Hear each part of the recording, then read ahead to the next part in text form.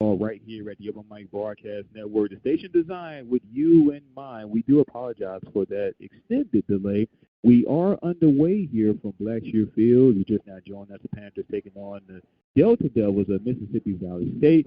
Panthers received the ball first, moving from left to right. They have driven nearly the length of the football field, haven't quite made it to Cater just yet. They are on their first possession here to start this first quarter. Long drive down the field, and they are at third down. Ball is spotted at the 31-yard line of the Delta Devils. Andre Davis alongside Mr. Philip Prince. Phil. Hey, man, it's been, like I said, it's been a wonderful start here to this football game. Like I said, early Trayvon Collins able to connect with Jaquan Bloomfield on a big 44-yard reception. So that's where we're at right now across midfield. Yes, sir. And we have third and long for the Panthers coming up. Conley drop back the pass. As he steps into the pocket, he has no one. He just started taking a 7. He's going to be brought down. Won't have nearly enough for a first down. And with that, we're going to have fourth down coming up. The Panthers started this drive at their own 25-yard line. And to your point, a long drive and a long pass through the air connection by Mr. Conley to Jaquan Bloomfield.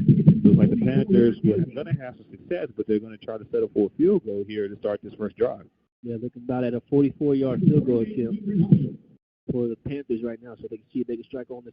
Yes, sir. Mr. Carlos Villas-Gomez will attempt the field goal as the kick is good. So the Panthers do strike first blood here for today's contest. On top of this now by the score of 3-0. We have 11:08 to go here in the first quarter. The Panthers are on top of this one by the score of 3-0. We do apologize for that long extended delay. But the Panthers were able to get on the board first here from Blackshear Field. Looked like we were seeing some success offensively for the Panthers, both on the ground, but more importantly through the air. Phil, we talked in our pregame show about Mr. Trayvon Conley and how we would want to try to see him pick some things up and not try to, rush it and just, try to fit it downfield. But he was able to fit it nicely to Mr. Jaquan Bloomfield for a huge gain through the air to put the Panthers on the opposite side of the 50-yard line. Yes, sir. Took advantage of that one-on-one opportunity out there because everybody knows that Prairie wants to run the ball. So got him with the play action and hit him with the good connection, well-placed ball by Conley, too. Like I said, just kept that, opened up that first drive. Like I said, they were only able to walk away with 3 points on it. But good first opening drive for the fans. Let's see what they can do here coming up on this first drive at Mississippi. Yes, sir. And the Panthers are ready to kick this one off. Number one, Mr. Kobe Chambers back deep for the Delta Devils. And he's going to be accompanied by number 11, Mr. Rashad Age. Standing at their own 5-yard line. Panthers kicking this one from left to right. As this kick is off, and Mr. Eaves is going to field this one at the 10-yard line. He's going to get past the 15, past the 20. He's going to be met immediately at about the 22-yard line as he was hit with some authority by number 54, Mr. Adrian Lacey, the linebacker. Adrian Lacey stopped him dead in his tracks. Yes, sir. Yes, sir. And one thing we failed to mention, on that previous drive offensively for the Panthers, the sophomore running back, Connor Weisham, was able to get the official start offensively at the running back position for today's contest. Yeah, man. We're going to see if they got to do change of looks right now. So let's see what having started the game. Sir. Sorry, man. Got caught up in this game. Yes, sir. Alcorn just got an interception. Might seal the deal in that game score. That's what the Prairie Panthers needed going into this ball game. Yes, sir. And we're definitely going to be for those that are listening, we're definitely going to be keeping you up with scores and updates throughout the Southwest Athletic Conference. One game in particular that we're all focused on, the Alcorn State Braves taking on the Grambling State Tigers. That's the main game, essentially, that we're going to be following throughout the course of this broadcast. The quarterback for the Delta Devils, number 15, Tygerian Williams, as he's going to attempt to pass on the far side of the field. Pass will be caught at about the 30-yard line. Solid pickup on that play. Won't have enough for a first down, so they will bring up third down here for this drive. He was able to hook up with number 84, Mr. Jackson Davis, on that reception. Ball's going to be spotted at the 31-yard line. Delta Devils moving from right to left. As Williams going to have two receivers on each side, and he's going to be accompanied by number 2, Mr. Jared Wilson at running back. As Williams is getting the call, as Williams drop back to pass, and he has a man. That pass will be caught, but he was hit immediately near the first down marker, but it appears they're going to give him forward progress, and he should have enough for a Delta Devils first down. Yeah, Williams just get the ball out quick to his wide receivers. Got enough right there to keep that drive alive. Tariq Moore on the stop for the Panthers. As they're going to have a fresh set of downs now. Ball spotted right at the 35-yard line. Williams going to have two receivers to the right and one to the left. As Jared Wilson's going to be offset to his right, he's going to hand off to Wilson. He's going to get past the first wave of defenders, breaks a few tackles, still on his feet, past midfield, and he's going to be brought down past the 40-yard line. A huge gain and another first down for the Delta Devils. Yeah, huge run right there. Dragging defenders with him. It seems like for almost about 5 yards right there. Dragging defenders, one in particular that I saw, number 9, Mr. Keyshawn Johnson, as he appears that may have had Wilson right at the line of scrimmage, wasn't able to complete the tackle. Handoff again to Wilson. This time, not much doing. Gain of 2 yards on the play. Yeah, that was a big gain right there. To look back to that last play, it had well blocked right there. Picked up 28 yards right there. Substitution defensively for the Panthers, the front line, as we see all 4 defensive linemen, a fresh set of defensive linemen coming in for the Panthers.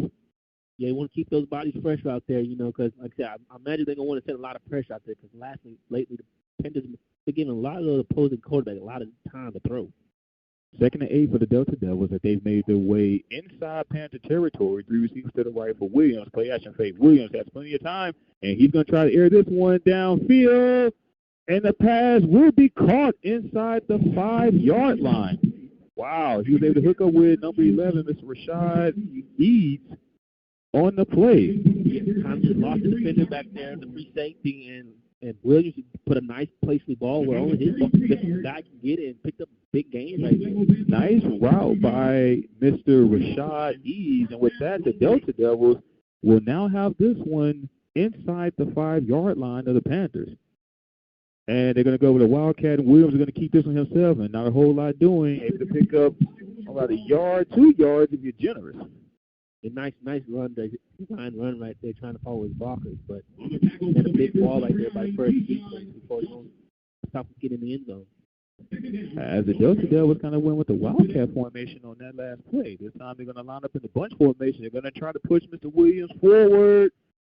And the Panthers say, not going to have it, as he's going to be stopped short near the goal line.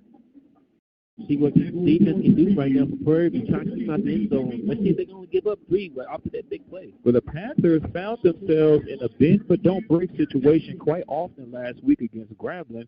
And here they find themselves in another situation as they're going to try to push Mr. Wilson forward yet again, but I don't believe he got it. I don't think he got it, Andre. I don't believe he got it. And they're going to say he is still 1 yard short. They did the exact same thing 2 plays in a row. They tried to push Mr. Williams forward, but the Panthers' front line was able to hold him short.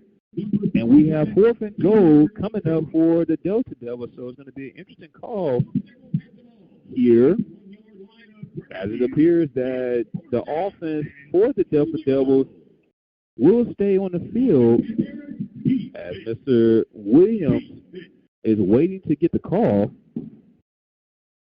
Gutsy call right here, going in the first quarter already. 4th and goal for the Delta Devils. All start. Yes, sir. Now let's see what they're going to call now for the Delta Devils. A false start charge against the Delta Devils. That's not going to back them up 5 yards.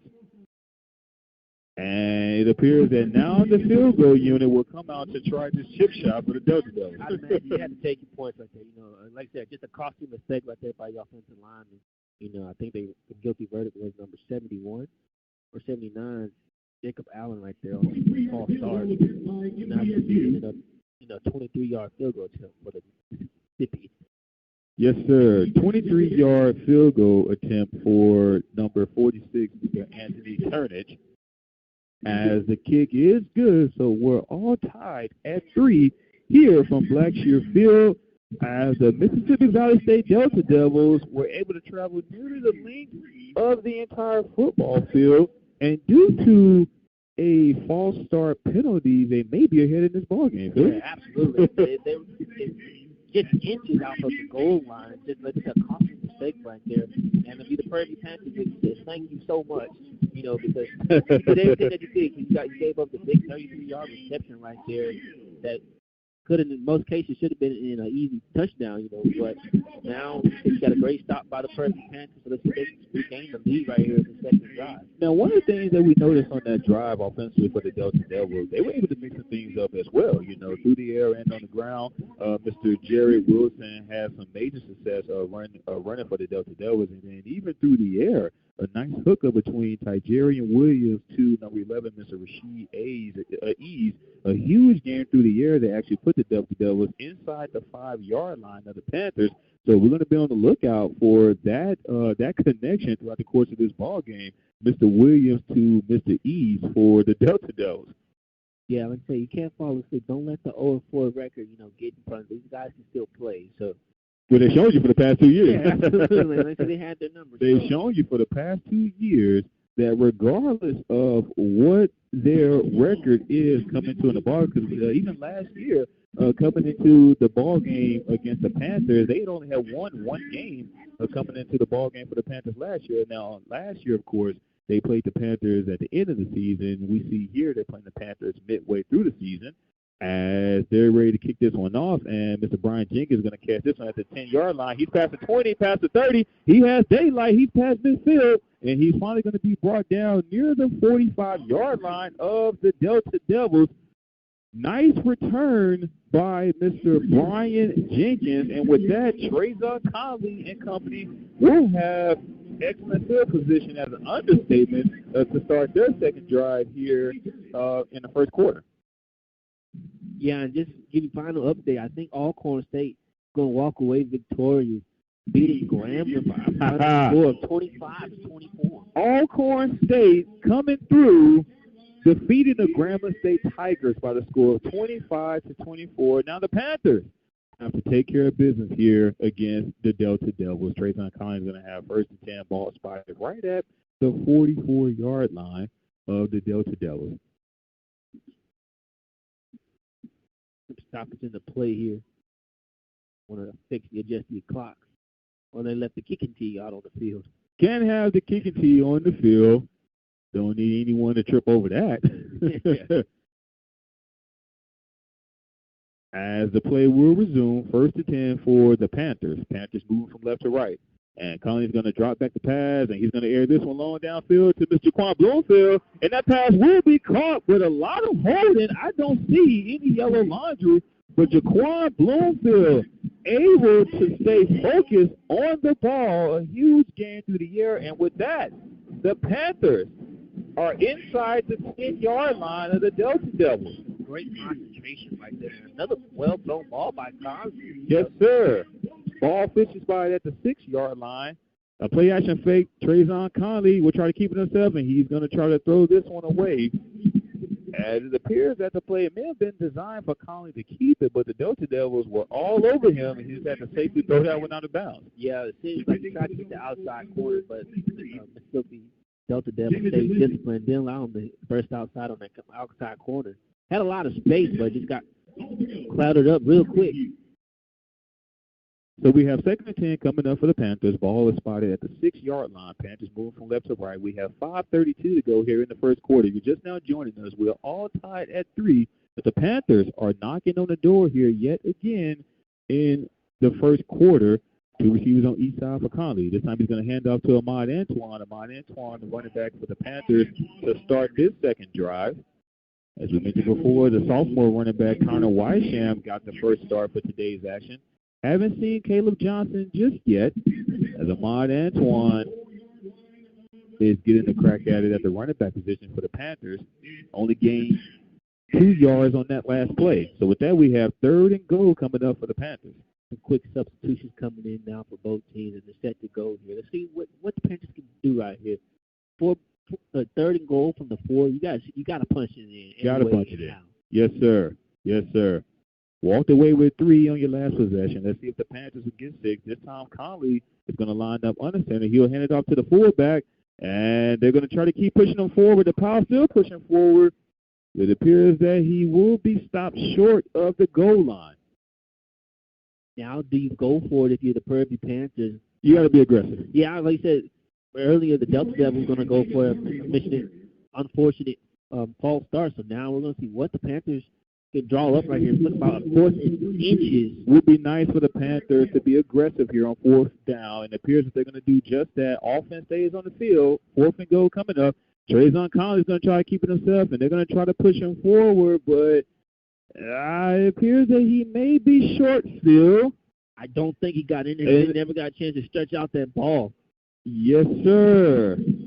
And he did not get in, so a turnover on down as the Panthers tried to do exactly what the Delta Devils were going to do on the previous drive if it wasn't for the false start penalty, as the quarterback, Trayvon Conley, lined up under center, and it appears that they were just going to push him forward. And they tried to do just that, but didn't have enough power to push it through. Yeah, I felt like if the ball placement probably a little bit too far out for them to try to do the quarterback sneak, because he couldn't get that extra push that he needed. But nevertheless, like I said, great defensive job by the Delta Devils stopping the Panthers when they had their backs against the wall right there. So an empty drive for the Panthers that was set up nicely due to the kick return by Mr. Brian Jenkins. Wasn't able to get anything out of him. With that, the Delta Devils will have this one at their own 1-yard line, and a quarterback keeper by Mr. Williams as he picks up 3 yards on the play. Or check that, 4 yards to be exact. So 2nd and 6 coming up for the Delta Devils. The ball is going to be spotted right at the 5-yard line. 3:35 to go here in the first quarter. Again, we're all tied at 3. Offensively, both teams are showing some success, but neither one have been able to put 6 points on the board just yet. Yeah, like I said, right there in the last play, they're just trying to get out of their own end zone. Yes, sir. Get some breathing room, but unfortunately, Prairie had other plans designed. A great stop right there, 5 miles from McCaney right there. Yes, sir. Extremely dangerous to throw when you're in this position. When you're backed up so far against your own goal line, it's very dangerous to throw when you're in that position. So the only thing you can really do is try to run it as much as possible, again, to get out your own end zone. As we have some jumping on the front line by the Panthers, a free play, as we have some flags on the play. This one will be offsides charge against the Panthers. Definitely not what you want to see of your PV Nation. Yeah, this is an unfortunate mistake right there. Tried to jump the snap right there. You know, like I said, you can't be doing this, you know, helping out, giving up extra yardage right there. You know, looks like that play was going up for nothing. But now he's going to bring up from a 3rd and 7 to a 3rd and 1 now. Well, 3rd and 2 should be. Yes, sir. We talked about penalties being the Achilles heel of the Panthers for this 2023 campaign. 11 penalties in the loss last week against Grambling, and committing early penalties so far here in this ball game. 3rd and 1 for the Delta Devils, as they're going to go with a jet sweep around the corner. He's going to have more than enough for a Delta Devils first down. As number 13, Carrick Ross, on the jet sweep for the Delta Devils, and they're going to have a fresh set of downs now. Ball's now going to be spotted at the 16-yard line, 1st and 10. Yeah, and what you want to do be the Prairie Panthers. We had unsuccessfully last week let Grambling drive down all the way from the inside their own 10 a couple of times on you. So you want to try and see if you make those adjustments, not let it happen here this week. Williams going to have 2 receivers to the left and 1 to the right as he sends a man in motion. As the Delta Devils are going to try to adjust some things offensively, and it appears that didn't quite like what they see, so they're going to call a timeout. And we're going to take a timeout, and we're going to come back with more of today's action. Both sides offensively are showing some success. Neither team has been able to punch it in for 3, but when we come back, it's going to be 1st and 10 for the Delta Devils with 2:16 to go here in the first quarter. You listen to Panther Football right here on the Open Mic Broadcast Network. Join us each and every Sunday morning, 10 a.m. Central Standard Time, for a word of encouragement from the Temple of Refuge Ministries. Simply dial 857-777-5600 Building the kingdom, one soul at a time. Temple of Refuge Ministries, Prairie View, Texas.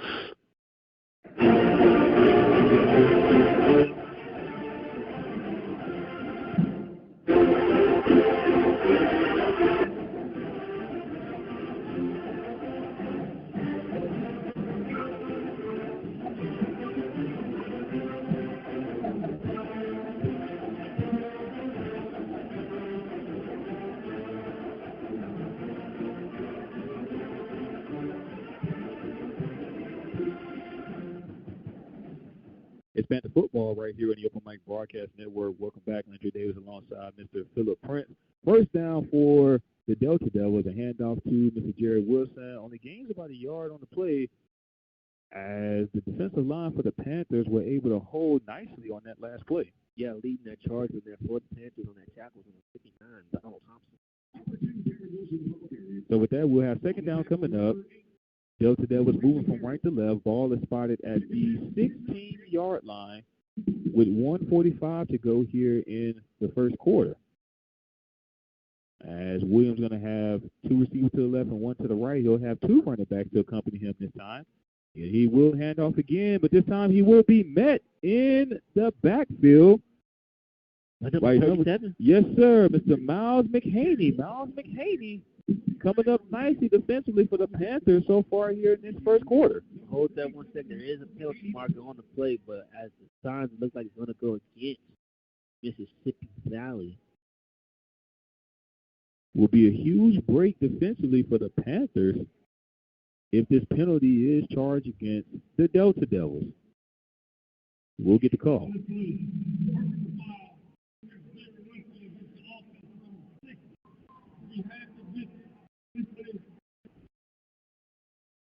So personal foul charge against the Delta Devils, and they will back them up half the distance to the goal line. As we have third down coming up, as they have to get to the 26-yard line for a first down. This ball will be spotted at their own 6-yard line. If you Panthers, you don't want to give up anything big and keep this drive alive. Two receivers to the left and one to the right for Williams. He's going to hand off to Wilson. He's not going to have a whole lot doing, met by a plethora of Panthers. Won't have nearly enough for a first down, and with that, we will have fourth down coming up. Great job by Prairie View.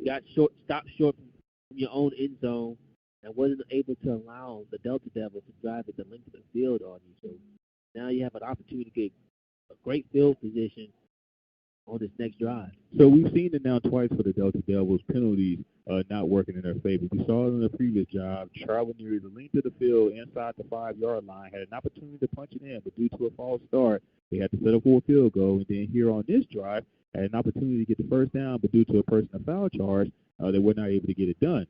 So with that, Brian Jenkins will fair catch this one at the 43-yard line. And that's where the Panthers will set up shop, the 43-yard line of the Delta Devils to be exact. Panthers moving from left to right. Yeah, nice crowd out here. It's so safe. Still joining in. Had a couple festivities going out there with a couple tailgates. But it's a great turnout so far. And as we mentioned before, October is the official breast cancer awareness month. So a lot of pink out there, a lot of purple. We see some purple and gold, but we do see some pink in the crowd as well. Obviously, of course, we'll see that throughout the course of the month of October. As the Panthers will go to play action fake, and they're going to throw this one pass. Will be incomplete. No flag on the play. Wow. Trayvon Conley was trying to hook up with Brian Jenkins. Wasn't able to get it to him, as Jenkins was definitely held on that play. We don't see a flag. And I guess to Luke, the only reason why you don't see a flag because it doesn't seem like the ball was in catchable range. So, of course, you don't want to say that. You would take anything you can, but I guess that's the only meaningful call for that no call right there. Thank you, Philip Prince, for the balloon pop. Thank you so much. Well, we have a timeout on the field, timeout charge against the Panthers. When the teams come back, we will have second down for the Panthers. Panthers move from left to right. And to your point, it appears that, Brian Jenkins may have won that one-on-one matchup. It was man-to-man coverage. It appears that he was winning that one-on-one matchup, and ultimately that's probably why the defensive back tried to hold him on that play. Yeah, the ball just got thrown to the opposite shoulder that the receiver Jenkins wasn't getting to. He had to open up to his right instead of open up to his left. So got to kind of communication right there. So I say if that bump doesn't happen, maybe we're looking at a 43-yard touchdown, bomb right there. But nevertheless, like it's a simple adjustment. And to your point, it appears that Brian Jenkins was lined up in the slot receiver area. It appears that he was trying to run a stream down the line, but it appears that Conley there wanted him to run the stream, and it kind of turned into a post corner, if you will. Yes, sir. That's essentially where Conley had the ball going in that direction. Yeah, absolutely. It's one of those things like we're just trying to get back on the same connection right here. You want to do anything you can to walk away with this drive with points, because you got stalled the last one. Had it so close to the only one and only couldn't punch it in. Now you got to reboot. You got some help. From Alcorn State, doing their job, take care of business. Now you got to take care of business here. Well, with 37 seconds to go in the first quarter, this is the third offensive possession for the Panthers. The Panthers have made it inside the red zone their first two possessions, but ultimately have not been able to put up more than 3 points on the scoreboard.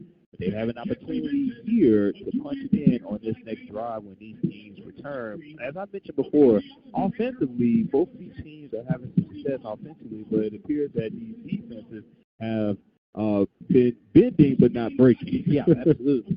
Absolutely. Like, there's nothing you can do about it. Like, things like at will, like supposed to give up, at least 7. But if you're walking away with 3 points, that's always a big victory. Especially when you're looking at, 4th and goal, 3rd and goal, from your own 1. Well, during our pregame show, as we mentioned, the Panthers were not successful last week against Grambling State in the State Fair Classic. They fell short by the score of 35-20. The biggest question coming into today's ball game, along with the surrounding scores and surrounding games around the Southwestern Athletic Conference, the biggest question was: are the Panthers completely out of the SWAC championship picture? Ultimately, due to the loss last week, doesn't necessarily mean that the Panthers are out of it, but you now have to rely on other teams, depending on who it is, to win in order to kind of help you out. While at the same time still continuing to handle business against your opponents. As you mentioned, the Alcorn State Braves were able to take care of business 25-24 against Grambling, a nail-biter for that game, but they were able to take care of business. Now the Panthers have an opportunity to take care of business, not just today's game, but you now have to take care of business for the remainder of this 2023 campaign if you want to give yourself an opportunity to get back into that SWAC championship picture. Yeah, absolutely. You got the help that you needed. Of course, if you would have walked out victorious last week, we're looking at a different picture, But now you control your own destiny. Yes, and now you feel like you can control most of your own destiny here. Yes, sir. Teams have returned to the field, 2nd and 10 for the Panthers. Jet sweep to Mr. Brian Jenkins as he's going to stiff on one defender, brought down past the 40-yard line.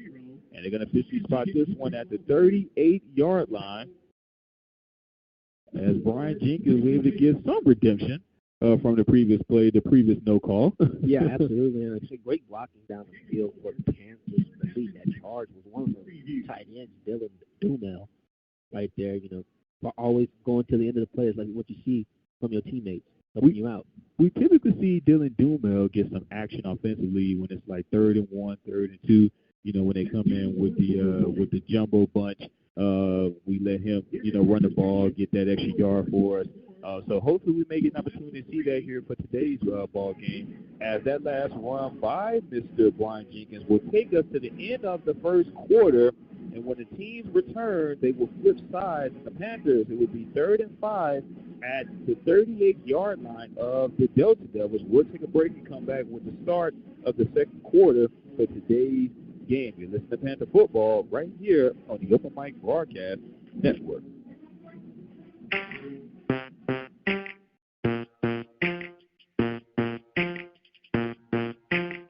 Today's Today's game is brought to you by the Panther Backers, proudly serving student-athletes since 1995. Scholarships and student support has been the main focal point of the Panther Backers. Through consistent support from former athletes, dedicated alumni, and fellow donors, the Panther Backers have provided scholarship funds for several young men and women athletes at Prairie View University for the past 26 years. For more information on how to become a member, contact Dino Robinson at 713-417-2090. That number again, 713-417-2090. You can also visit their website at www.pantherbackers.org. The hill is where the heart is.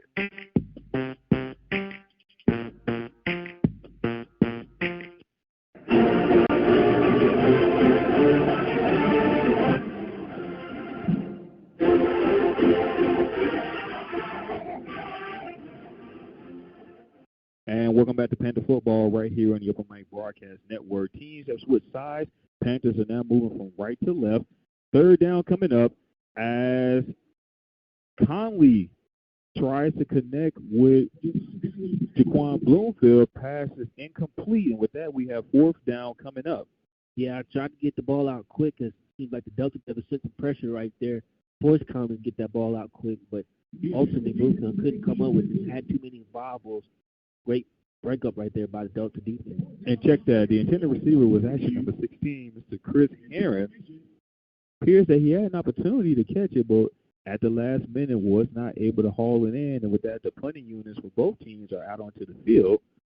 As number 11, Mr. Rashad Ease, is standing at their own 10-yard line. He's going to let this one safely bounce in the end zone.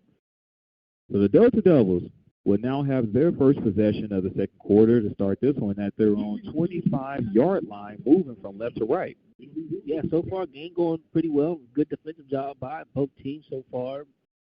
Not much things clicking on the offensive side by both teams. So we're going to see what the Delta Devils can put together this drive right now. Surprisingly, we have a 3-3 score here. We still got a lot of football left to be played. Again, the second quarter has just begun, 14:50 to go to be exact. But a 3-3 ball game, and it's interesting when you're given the amount of success offensively teams have had, but when it comes down to crunch time, it appears that the defenses for both squads are standing tall so far here in this ball game. As Williams and company will now start this one at their own 25-yard line for the Delta Devils. As they're going to have a jet sweep to the left side, and he has some blockers. He's going to get around the corner, and he's going to be brought down out of bounds. Solid run on the play as they line up in a wildcat formation with the running back, Jared Wilson, and the jet sweep to Mr. Ease on the far left side of the field picks up some solid yards, and with that, we'll have second down coming up. Yeah, nice job right there by Mr. Harris, number 24 for the Panthers, to at least contain that run right there for maybe breaking out for any more yardage right there. Ball's now spotted at the 28-yard line. A handoff to Mr. Wilson. He breaks a few tackles, and he's going to get past the first down marker. Nice run on that play by Mr. Jared Wilson. Yeah, Mr. Jared Wilson's running that ball pretty hard, but I would say between 100. It seems like he always can a Prairie View defender with them for extra yardage. Well, they have him listed at 5'11", 230 for a reason. And we see all 230 pounds of Mr. Jared Wilson so far here in this ball game, running with some authority. Fresh set of downs for the Delta Devils, as Wilson will be met for a sack in the backfield. Well covered downfield by the Panthers. Wilson just ran out of real estate and time to throw. Just had his eyes on one defender, on one target, seems like it. That pocket collapsed, and Panthers was able to get their first sack of the game. Pocket collapse, and we can credit that sack to number 47, Mr. Darian Fairlow for the Panthers. Much needed sack for this defense, as we'll have second and 13 coming up for the Delta Devils. As Wilson's going to have three receivers to the right. Wilson's going to be offset to his right. As Wilson's in the man in motion, he's going to drop back the pass, and he's going to throw this one downfield, and the pass will be caught past midfield. Rashad Eads on another huge reception for the Delta Devils. I mentioned at the beginning of this ball game the connection between Wilson and Ease are on display here in this game so far. Yeah, Ease just got the ball up at the high point. The defender right there for the Panthers couldn't get his head turned around with number 21. Or 20, DeJuan Lewis. Couldn't get his head turned around quick enough. Yes, sir. This time a pass on the far side of the field, incomplete. Great coverage on that play. Number 24, Malachi Harrison, on the coverage for the Panthers. Had a questionable pass interference call charged against him last week against Grambling State. That was ultimately the turning point of that ball game. He gets a nice stop defensively for the Panthers on that last play. With that, we have second down coming up. Ball is inside Panther territory, officially spotted at the 43-yard line. Another handoff, and he went absolutely nowhere on that play. Yeah, that immediately went by number 91, Derek Ray. Yes, sir. Derek Ray Jr. coming through on that play for the Panthers. And with that, we have a huge third down coming up, 3rd and 13 for the Delta Devils. You stop right here. The Panthers, gave up that big play. Now, you're looking at a 3rd and 13. Williams going to have 2 receivers on each side. Wilson's going to be offset to his right. Williams back to pass. He has a man downfield. Pass is incomplete. Dropped it in and out of his hands as he was trying to hook up with number 19, Kobe Bates, who may have, if he was able to haul that one in and turn the corner, just may have had enough for a first down, but may have had his eyes downfield before he was able to haul that one in. Yeah, Panthers just caught a break right there. Like he took his eyes off the ball a little bit too soon before he could grab it. Because I guess even to me, it seemed like he was wide open. Yeah, he ran a great route. Yeah, with no defender around him, at least within 5 yards, and I think he gets heard some footsteps come on. Brian Jenkins is going to fair catch this one at about the 14-yard line. So a nice stop defensively for the Panthers when it appears that the Delta Devils are going to have some success again offensively. The connection between Mr. Tajarian Williams and Rashad Ease are definitely on display here, but the Panthers were able to hold defensively to get off, and that's another opportunity to try to put 6 points on the board here.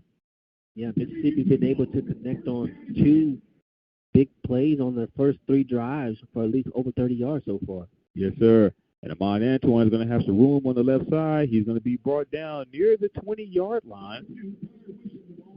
Check that. That was actually Connor Wysham on the carry for the Panthers as he picks up 6 yards on the play. So 2nd and 4 coming up. Ball spotted at the 20-yard line. Panthers moving from right to left. As Connor's going to have 2 receivers to the right and 1 to the left. Wysham's going to be offset to his left. And a handoff to Wysham. Check that. That's actually Amon Antoine up the middle. He's going to be stopped near the first down marker. He's going to be about a yard shy of the first down. Yeah, nice tackle right there. Saving, I would say, almost a big yardage for opening up number 27. DeMonte Homlin right there. Saved the first down. No Caleb Williams in this ball game just yet at the running back spot for the Panthers. It's been all Amon Antoine and Connor Wysham so far here in this game. 3rd and 1 coming up for the Panthers. As Connor's going to have 1 receiver on each side. A handoff to Amon Antoine, lowers his shoulder, and we'll have enough for a Panthers first down. Yeah, nice run right there to pick up the first down, putting his head down. I wasn't being stopped until he got the first down. Able to pick up 3 yards right there. Much needed to keep the drive alive. Seemed like Prairie kind of slowed down, stalled on things. Want to see them pick back things up like they did their first opening drive. Usually the Panthers are more successful when they're able to kind of push the tempo. The Panthers have the capabilities of going with the hurry-up offense. We've seen them do it so far here in the 2023 campaign. It's usually when they're the most successful. 1st and 10 for the Panthers. Ball at the 26-yard line. As Connor's going to air this one downfield, and the pass will be caught. And he's going to get past the 20, past the 10. Touchdown, Panthers! With the flag on the play, number 1, Stacy Brown, on a huge touchdown reception for the Panthers. Yes, sir. That was a 74-yard touchdown reception right there. connecting to number 1. Yes, sir. Savage right there. It was a penalty marker on the play, but I'm pretty sure it's going to be a pass interference. Which should be declined. Touchdown, Panthers. Should be pass interference, and if it is, the Panthers will likely decline it, take the touchdown, and they will do just that. Corrected a 76-yard touchdown. You were close. You were close. You said 74. You were close. 74, 76. Regardless, another Prairie touchdown. Yes, sir. Snap is down, kick is up, and it is good. So 10-3 is now our score in favor of the Panthers as Trayvon Conley able to hook up with Shamar Savage on a huge 76 touchdown reception. It was one-on-one coverage, which appears to be what the Delta Devils are playing defensively, and Conley has been taking advantage of these one-on-one coverages so far here in this ballgame. And mind you, it's great concentration being displayed by these wide receivers for the Panthers, you know, because with all the contest and all the fighting going on, was able to still bobble the ball up, tip it to himself, and stay with the play and to get into the end zone. Because a lot of plays like that either lead to, you know, couldn't grasp it in that last second. Yeah, bobbled about 2 or 3 times right there. Kept his eyes on it. Absolutely. I said another job, just great concentration right there. Great concentration. Was able to keep his eyes on it. Would not be denied. There was no one else in between him and Pater, so he kept his eyes on it. Great concentration. Shamar Savage, 76-yard touchdown reception. Panthers on top of this, about to score 10-3 with 9:47 to go here in the second quarter. As the teams are making their way onto the field to kick this one off, number 1, Kobe Chambers, and number 11, Rashad Eves, back to receive this one for the Delta Devils, standing at their own 5-yard line. As this kick is off, and it will be fielded by Eves at the 15. He's past the 20. Killed a few blockers. He passed the 25-yard line. He passed the 30. He has room. He passed the 40, past midfield. He finally brought down near the 40-yard line. We do have a flag on the play. Yeah, there was already a penalty marker on the play earlier, but then one just came in late.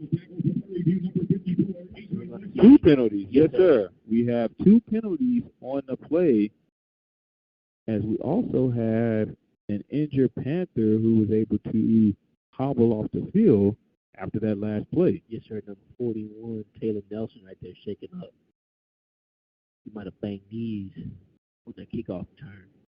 Always a lot of commotion, and there's always a lot going on the kickoff. Yeah, absolutely. You got guys flying down with their 100 miles.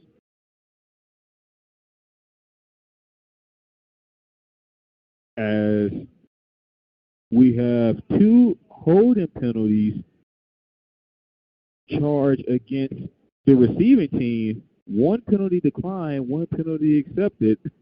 Either way, the Panthers will catch an even bigger break after that last play. Absolutely. Right there, Eads was able to hit the outside, and it seems like it wasn't going to go anywhere. He dodged a couple of tackles, missed tackles, and was able to pick up about a 30-yard gain right there, but it seems why he was able to get there with a couple of holes. So the Delta Devils will have this one at their own 25-yard line, moving from left to right, as Mr. Tajarian Williams trots out into the field to try this one again for the Delta Devils. He'll have 2 receivers on each side. He sends a man in motion. As he dropped back the pass, he has a man that pass is caught. He's past the 30, and he's finally tripped up. Possibly a touchdown saving tackle on that last play. Absolutely, because right there he had all the daylight speed. Yes, sir. Right there with Mr. Chambers. Yeah, Mr. Kobe Chambers on a slant route and picked up, as I call it, yak on that play. A lot of yak on that last play by Mr. Kobe Chambers. Making that saving trip-up play right there was number 20, DeJuan Lewis. First set of downs for the Delta Devils. Ball now spotted at the 38-yard line. A handoff to Mr. Jared Wilson, and he's met by a plethora of Panthers. nowhere to go on that play. Picks up maybe 2 yards on that play. Yes, sir. Number 93 for the Panthers. That's Jamal Marshall leading that charge, but also got a little help right there to clean it up with them with number 9, Keyshawn Johnson. Keyshawn Johnson coming through on that last play for the Panthers. 8:25 to go here in the second quarter. 10-3 is our score in favor of the Panthers. We have second down coming up for the Delta Devils. Play action fake. And Williams going to throw this, and the pass is going to be caught downfield. And he's going to be hit hard, but he will have enough for a Delta Devils first down. He was able to hook up with number 84, Mr. Marcus Whitaker. Yeah, nice hit right there, but it was already after the big first down. Check that. It was number 84. It was Jackson Davis on that play. Jackson Davis was able to come up off the field and take that hit. That's what it is. It's a violent game right now. Violent game, and that last play will put the Delta Devils inside Panther territory. A fresh set of downs. Ball now spotted at the 39-yard line. Play action fake.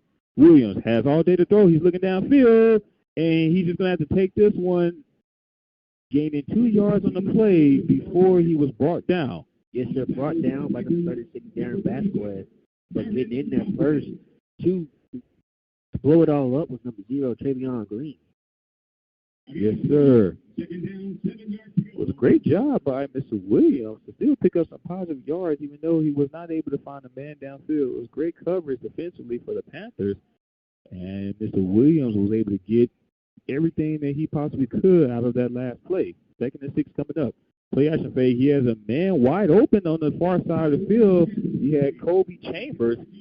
Was not able to give it to him. There was nobody defensively for the Panthers in the area. Yeah, they just caught another break right there because there was nobody. Not a purple jersey in sight. Kind of rushed that last throw, Some pressure got into him, to cause that, but it seemed like he even still didn't have all day. He just kind of just lobbed it over there. It seemed like that would have been a touchdown for Mississippi Valley right there. So the Panthers catch a huge break defensively on that last play as we have third down coming up for the Delta Devils. As Williams going to have trips to the left as they're kind of lining up in a bunch formation, all 3 receivers. And the head coach for the Delta Devils seems to be a little bit upset, and that's Kendrick Wade right there. Kind of upset with his offense right there, not getting everything set fast enough, so he has to burn another quick timeout. Yes, sir. He has to burn another quick timeout. When the team's return, it's going to be 3rd and 7 for the Delta Devils. 10-3 is our score in favor of the Panthers. We have 6:55 to go here in the second quarter. We'll keep it right here. I want to take this opportunity to kind of go over some scores and updates around the Southwestern Athletic Conference, Bill. Yes, sir. So far, you had the Alabama State beat Brooklyn by a score of 19-14. Then you had Jackson State coming out victorious over Alabama A&M by a score of 45-30. To the game that helped us out, the Prairie Panthers, Alcorn State was victorious over by a score of 25-24 over Grambling. And then playing right now, you have Southern leading Florida A&M by a score of 6-0 with 13:46 to go into the second quarter. Yes, sir. Thank you, Phil. That's another game that we're going to be paying attention to throughout the course of this broadcast. FAMU taking on Southern, trailing at the moment. As this play will resume, third down, as Williams going to throw this on the far side of the field. And the pass will be caught, but he was met by Panthers. We have another flag on the play. Yeah, beating him in there was number 44 for the Panthers, Warren Schenkel. Yes, sir. There is a penalty mark on the play here. We've seen quite a bit of penalties so far here in this ball game for both squads. And we'll see which team is the culprit for this penalty. Yeah, like I said, so far, it's been a sloppy play on both sides. You're the Panthers. Like I said, you want to try and clean up most of them. Well, we see a lot of purple jerseys pointing in the opposite direction. As we have unnecessary roughness, a chop block charge against the Delta Devils. We'll apologize. It appears that the official mic doesn't appear to be working, but he does indicate that it's a chop block charge against the Delta Devils. And that's going to back him up even more. Yeah, we saw a lot of purple jerseys pointing in the opposite direction as as the Panthers were just confident that it was against the Delta Devils and that it was on that last play. Yeah, like I said, that's going to be the Delta Devils' fourth penalty already into this game so far. Seems like Prairie View has made some adjustments, that they only have one penalty so far to the contest. So, like I said, that's what you like to see for the Panthers, playing a lot more discipline. Well, that's going to back them up. Ball now spotted at the 49-yard line. They have to get to the 28-yard line, the Panthers, for a first down. As Williams not going to have anywhere to go, and he's just going to have to take a sack in the end zone. Number 93, Jamal Marshall, along with a plethora of other Panthers in the backfield for a sack on that last play. Andre, that's a pretty big end zone. It's insane. You got tackled at the 40. What was I watching? But well, it was third down. I like to call it third down and forever. And again, there's not too many plays designed for 3rd and 30. Absolutely. So I'm surprised to see if the Delta Devils even attempted to pass on that last play. Yeah, like I said, it was just well covered by the Panthers. Wiggins had no one to go to, and then like I said again, the pocket collapsed. So it seems like the Panthers are being able to get some pressure to Williams. And like I said, another well-covered play by the Panthers, not allowing a receiver out of their side because they got burnt earlier in the game for 2 big 30-yard-plus passes on them by the number 11, Rashad Eads. Yes, sir. It seemed like they made the quick adjustment, are able to get some pressure now on to the offensive side, to like get the ball at that play. Well, this punt goes out of bounds at the 23-yard line. And that's where the Panthers will set up shop to start their next drive here in the second quarter. We got 6:04 to go here in the second quarter. Panthers on top of this. I'm about to score 10-3. Panthers looking pretty solid so far offensively. Not quite out of it just yet. I mean, you're still, you're only up on this one 10-3, but looking strong so far for the Panthers. Yeah, looking so far so good. Like I said, some things you want to clean up because personally, you should be up by more. Couldn't capitalize on some points early on in the game, but now you have a chance to add on to that lead. You get the ball back to start off. Sorry, the Delta Devils are going to get the ball to start off the second half. Yeah. So you want to do anything you can to add on to this lead. Now, one of the things that you mentioned early on in the broadcast is that we noticed that the Panthers, at least on the last drive, and ultimately they were able to put up points on the board, but we did notice that the Panthers kind of slowed things down, and then they aired it over the top. So normally we see the Panthers try to go fast with the hurry up offense to try to sustain momentum. On the last drive, the Panthers kind of went slow, and then they waited to the right moment, and then they went over the top. Will we see the Panthers go with the same scheme to start this next drive, or will we try to see them kind of pick up the tempo a little bit more? Well, it's kind of hard to say because they're having a lot more success throwing the ball, so far. You got 176 passing yards and only a total of 27 rushing yards. So the game plan is kind of split more, They've been more of a run-heavy team, but they're having a lot of success. They like the matchups on the outside, So I mean, they're averaging a total of 17.5 yards per passing play. So the passing game has been there and open, so it seems like they're going to try and ride off of it. But also you want to play under control. No need to be too fast, Take control of the clock, because right now they're getting out possession right now by 15-8. Yes, sir. As Connor Weisham is going to have plenty of room, and hand off to him. He's going to get past midfield, turns on the Jets, past the 30. He's finally brought down at the 20-yard line. Connor Weisham, the speedy back, as I like to call it, the speedy back of the bunch, and he takes this one all the way down to the 20-yard line of the Delta Devils. Yeah, picked up 65 yards right there on that run. And this actually will be spotted at the 18-yard line of the Delta Devils. First down for the Panthers. And they're going to hand out to Connor Weisham yet again. This time, nothing doing. Delta Devils were waiting for him on that play as he was met right at the line of scrimmage. Yeah, kind of seemed like he picked the wrong hole right there to go to because well blocking on the right side, but like runs supposed to go to the left. But well defensive job right there by the Delta Devils. I had Connor Weisham on my key players list to start this game, Philip, and so far he is making me look good so far. Yeah, was able to get their biggest play of the game so far. I'm sorry, the second biggest play of the game. Yes, sir. So they had the 76-yard touchdown reception by Mr. Shamar Savage on the previous drive. think there's some laundry on the field right now, and another false start going to go against the Panthers. False start, charge against the Panthers. Going to back them up 5 yards. Not the direction that you want to go if you're the Panthers. You've been doing so well, sustaining some drives here so far here in this game. Last thing you want to do is spoil it with penalties going in the opposite direction. Absolutely, and you never want to work behind the sticks at any given point.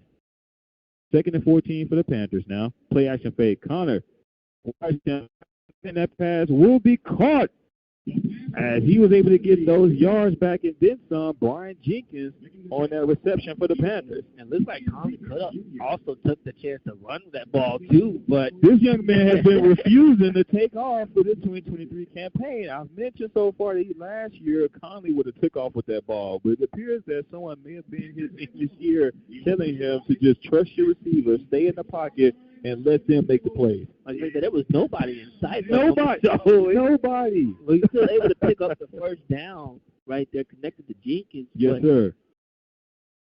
Well, first and goal for the Panthers. Ball now spotted inside the 10-yard line. They're going to hand out to Connor Washam, and he's just going to try to slide forward.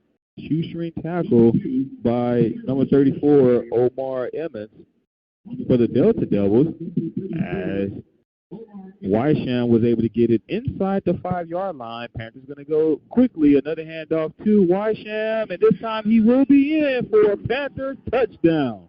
Yeah, it looks like there's going to be another penalty marker on the field, but it's going to be too many men on the field for the Delta Devils, so it's like that touchdown's going to stand. So it appears that if we had to do a comparison, as we mentioned before, penalties have been trouble for both teams so far here in this ball game. But if we had to do a comparison, it appears that penalties have been trouble more for the Delta Devils in comparison to the Panthers, at least so far here in this first half. Yeah, look at the 5 penalties for the Delta Devils and 2 for the Panthers. So far, the Panthers have made the adjustment, playing a little bit more disciplined football, not letting those penalties come back and hurt them in the foot right now. It's not like you want to play a complete game, So far, he got a total of 289 total offense in the first half, and only giving up a total of 144. So far, so good. They've been playing good football so far. So let's see if they can build off of this.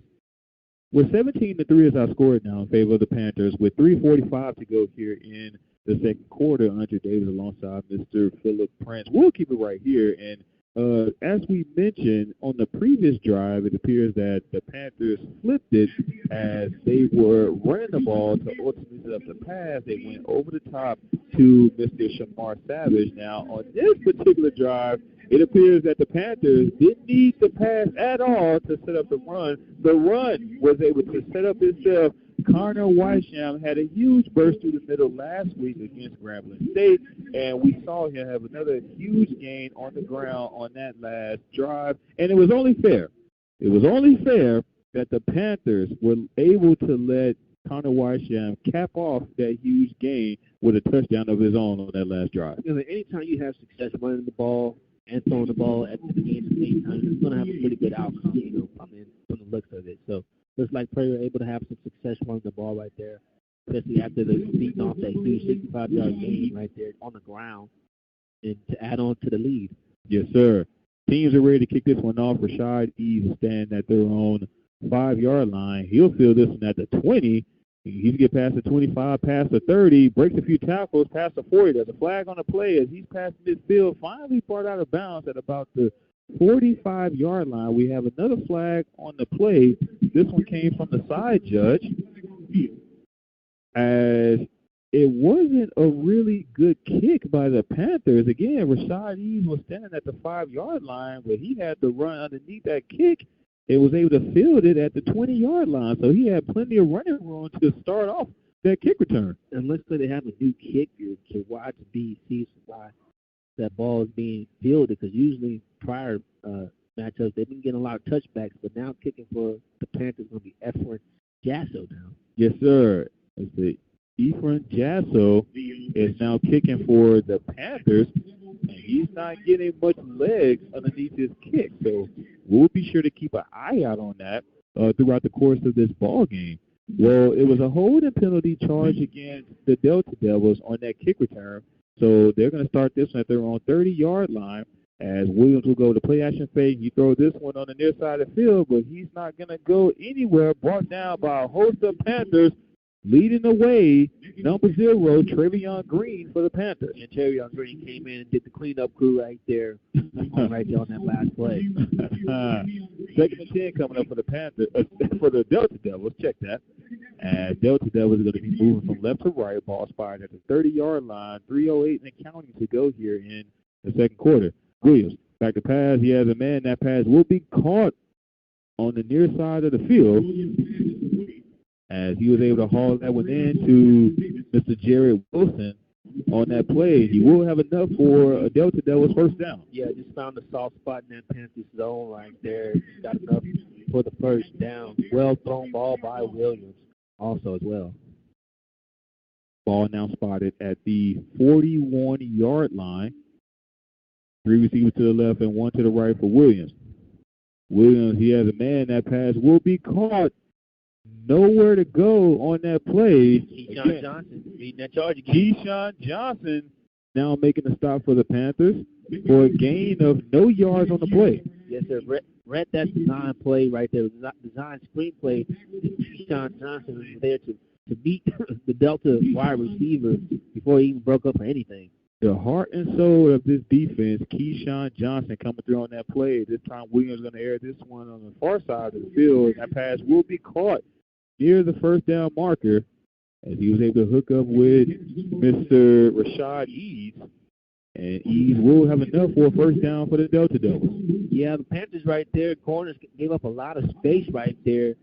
And the Delta Devils were able to just sit at that first down marker to pick it up. Ahmad Robinson on that last coverage for the Panthers. As this time, Williams not going to have anywhere to go as he was brought down by number 91, Mr. Derek Ray Jr.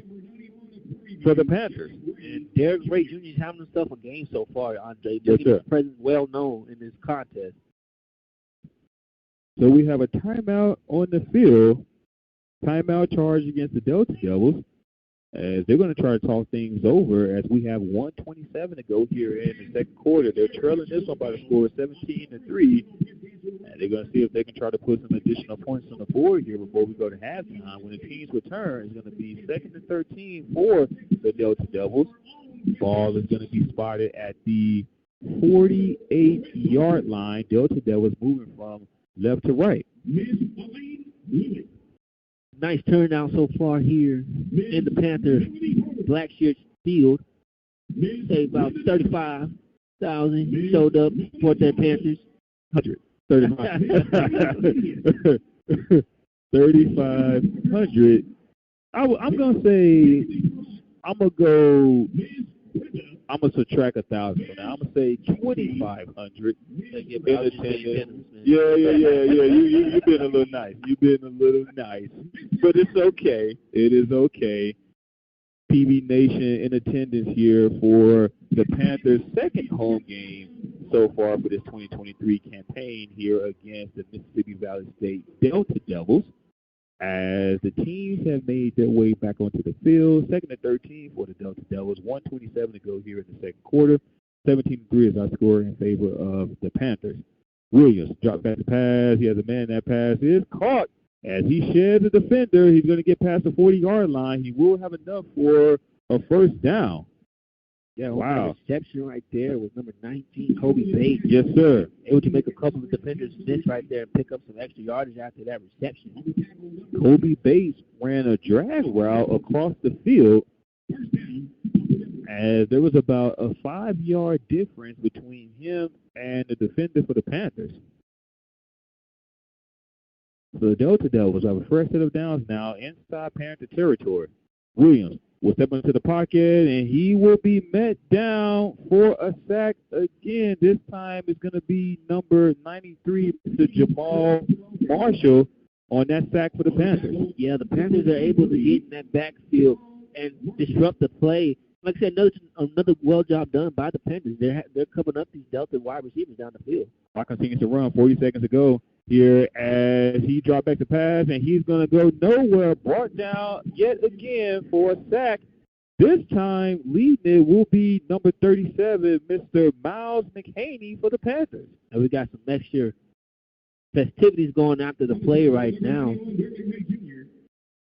Officials come in to break it up. There's no penalty markers. Could just be, could just be maybe words, word serving, getting in the face, but maybe no pushing and shoving. As the clock continues to run, but we're going to have a timeout on the field. This time, timeout is going to be charged against the Panthers. As it appears that in the midst of all that commotion, the clock was still moving. Yeah, it seems like Prairie View probably was going to have 12 men on the field. But it looked like Bubba McDowell had to call a timeout. But also, I thought they probably would have called a timeout with about 36 seconds that were left on the clock. They give you a chance to go down, drive down the field because you still have one timeout remaining. Right. But I guess they elected to like that chances going into halftime. With 7 seconds remaining here in the first half. Well, with the exception of the 3 points that the Delta Devils were able to put on the board on their first drive of this ball game, so far the defense has been showing up nicely for the Panthers. So it appears that maybe Bo McDowell is thinking that we know the defense for the most part been playing exceptionally well. So we'll just let them do what they do. As the teams have made their way back onto the field, I would essentially be in the prevent defense at this point. I mean, it's third down.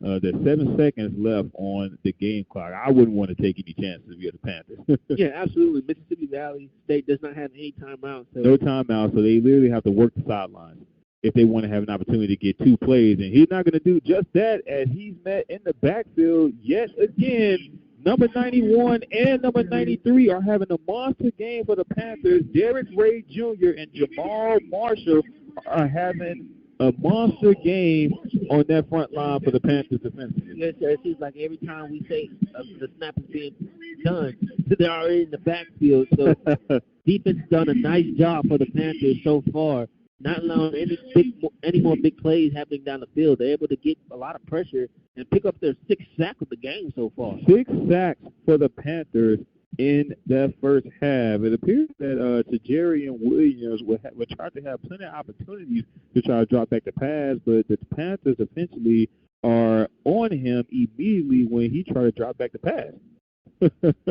So with that last play will take us to halftime here in today's ball game. The Panthers on top of this one by the score of 17-3. A lot of action, even though we don't have a high-scoring game so far here in this ball game, but a lot of action between both squads in that first half. Yeah, absolutely. It seems like it was going to be a close nail-biter from the get-go, but then Prairie was able to open it up, connecting on the 74-yard touchdown reception, and then also adding on the 2-yard touchdown. So they were able to add on to this lead, because it seems like earlier they had stalled out on the first drive, only getting up 3 points, and then on the second drive, they got shut down at their own goal line. So it seems like things weren't going to look too good, but they would turn things around quick. To now they're looking at a 17-3 lead. Also, like I said, it could have been bigger. So now you got to make some quick adjustments going into halftime. Like I said, play discipline. You've been playing good football. Only got 2 penalties against you. You're able to move the ball successfully downfield with the passing and the running. And now you just got to do a good job, shutting down that opposing Delta Devils, who seem like they might be hungry to come out in the second drive. And speaking of coming out hungry in the second half, as you mentioned before, the Panthers did receive the ball first here in this ball game. So when the teams come back out to start the second half, the Delta Devils will have the first possession to start the second half of this ball game. It's going to be interesting to see if they try to change some things up, maybe try to get some additional protection for Mr. Tajiri and Williams. As you mentioned, 6 sacks by the Panthers defensively. Anytime this young man is trying to drop back the pass, at least for an extended period of time, there's a plethora of purple jerseys in his face. So it's going to be real interesting to see what adjustments the Delta Devils make in the locker room to start the second half. Meanwhile, for the Panthers, again, with the exception of the first 2 drives where they were able to make it inside the red zone, but ultimately not able to come up with 6 points. So far offensively, the Panthers been looking really strong, mixing some things up through the air and on the ground. So we'll see if they'll continue to have that strong offensive attack to start this second half. So with that being said, again, we are at halftime here from Blackshear Field, home of the Prairie View University Panthers. Panthers on top of this one so far by the score of 17-3. We'll take a quick break as the marching storm of the Prairie View University are set to take center field. So we will cue them up and let them do their thing. And when we come back, we'll come back with our halftime analysis and the start of the second half for today's ball game. You listen to Panther Football right here on the Open Mic Broadcast Network. 3, Philip. Yeah, and so far so good for the Prairie View Panthers offense as Trayvon Conley was able to complete 6 attempts out of 11 with 192 passing yards and 1 touchdown, and even able to find some success on the running the ball as their leading rusher is Connor Wiseman with 5 carries, 79 total yards, and he was able to break off for a touchdown, and his longest run was for 64 yards.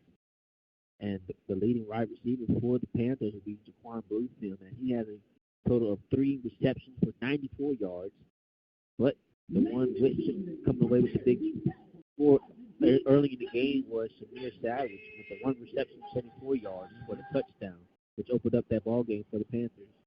As for the Mississippi Delta, they have a total of 141 passing yards, and Jameer Williams able to complete 11 out of 15 attempts, and they have a total of 22 rushing yards in all in the game so far. So good job by the Prairie defense. It's only allowed under 50 yards in the first half. The leading carrier was Jared Wilson, 8 carries, 26 yards. His longest run was for 28 yards. And the leading receptionist for the Delta Devils was Rashad Lee with 3 receptions, 63 total yards. And his biggest reception was gone for 32 yards. So far so good. The Panthers been able to shut down the Delta offense. Let's see if they keep things rolling in the second half. Well, as I mentioned before the break, Mr. Williams, the quarterback for the Delta Devils, to Jerry Williams, it appears that he's been struggling. He's been able to connect with some receivers in that first half, but for the most part, he's been struggling in that first half because, as I mentioned, for the majority of the time, every single time he tries to drop back the pass, there's a plethora of purple jerseys in his face, and he doesn't appear to have much time. You notice that even on the passes that he was able to complete, with the exception of a few downfield passes, then mainly hitch routes and slant routes. He only has an opportunity to, he only has about 2 seconds to get the ball out of his hands because there's been so many purple jerseys in his face. Obviously leading the charge in that first half for the Panthers defensively, number 91, Derek Ray Jr., the defensive lineman, along with number 93, Jamal Marshall, leading the way defensively for the Panthers, getting multiple sacks, each of their own in that first half. So as I mentioned before, it's going to be interesting to see what adjustments the Delta Devils made coming in here in the second half. Now, with all of that being said, Bill, I think the biggest question that at least myself and PV Nation, for those out there that are listening, I think the biggest question we all want to know is the penalties. In terms of both squads, what were the penalties that we saw in that first half? The amount of penalties for both squads. I mean, both teams acquired several penalties in that first half. However, it appears that penalties were more of the Achilles heel of the Delta Devils in comparison to the Panthers in that first half. Yeah, the Delta Devils had a total of 5 penalties, with a total of 43 all yards on those penalty yardage, and then the Prairie Panthers had a total of 2 penalties for a total of 10 yards. So you see that Prairie has made the adjustments that they needed from last week into this ball game, playing a lot more discipline on both sides of the ball. And it's not just the penalties in which the Delta Devils occurred in that first half, but it was the timing in which those penalties took place.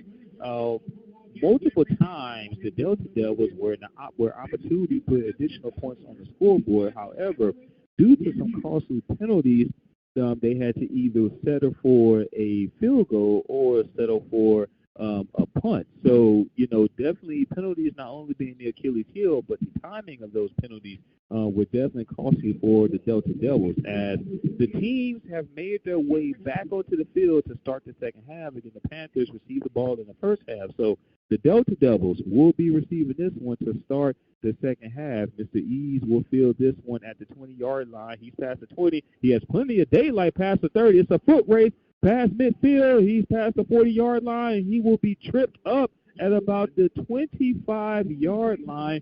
Touchdown saving tackle by number 6, Ahmad Robinson, on the kickoff for the Panthers. And with that, the Delta Devils will have beyond excellent field position to start their first drive of this third quarter. Yeah, just what the Delta Devils needed to start off this second half.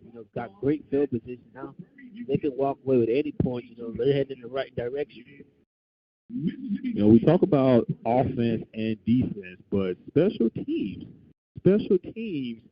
coming through the kick return team for the Delta Devils. And again, Jason Ephraim still not getting a whole lot under his kicks. Again, Ease was able to fill that one at the 20-yard line to give him a head start on that kick return.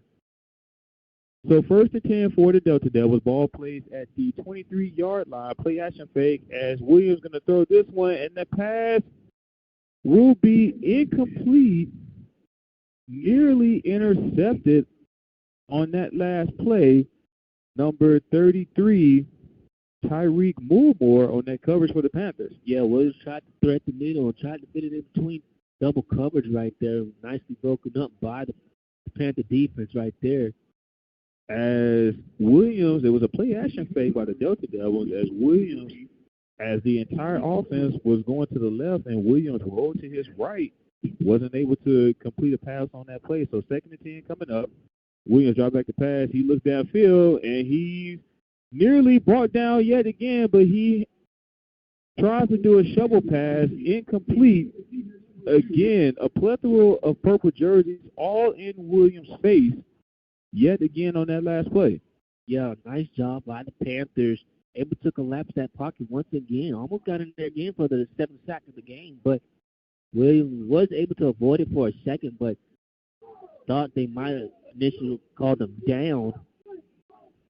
So after that huge kick return to set up the Delta Devils at the 23-yard line of the Panthers, they now face 3rd down on that pass looks left, throws left. That pass will be caught with only gains of about a yard on that play. That actually is going to be an incomplete pass. Wasn't able to haul that one in as he was trying to hook up with the running back, Jared Wilson, on the route out the backfield. With that, we have 4th down coming up. Yeah, well covered by the Panthers downfield. He just tried to take his initial route read, just the safety flat, but just kind of overthrew his intended receiver. Was that number 2, Jared Wilson, his running back.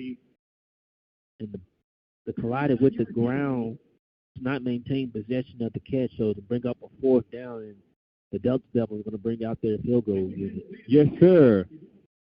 So this kick will be good. Appears to have been about a 48-yard field goal attempt. Number 49, Alexander Davis, on that field goal attempt for the Delta Devils. And with that, 17-6 is now our score in favor of the Panthers. 14:23 to go here in the third quarter. We'll keep it right here. Andre Davis alongside Mr.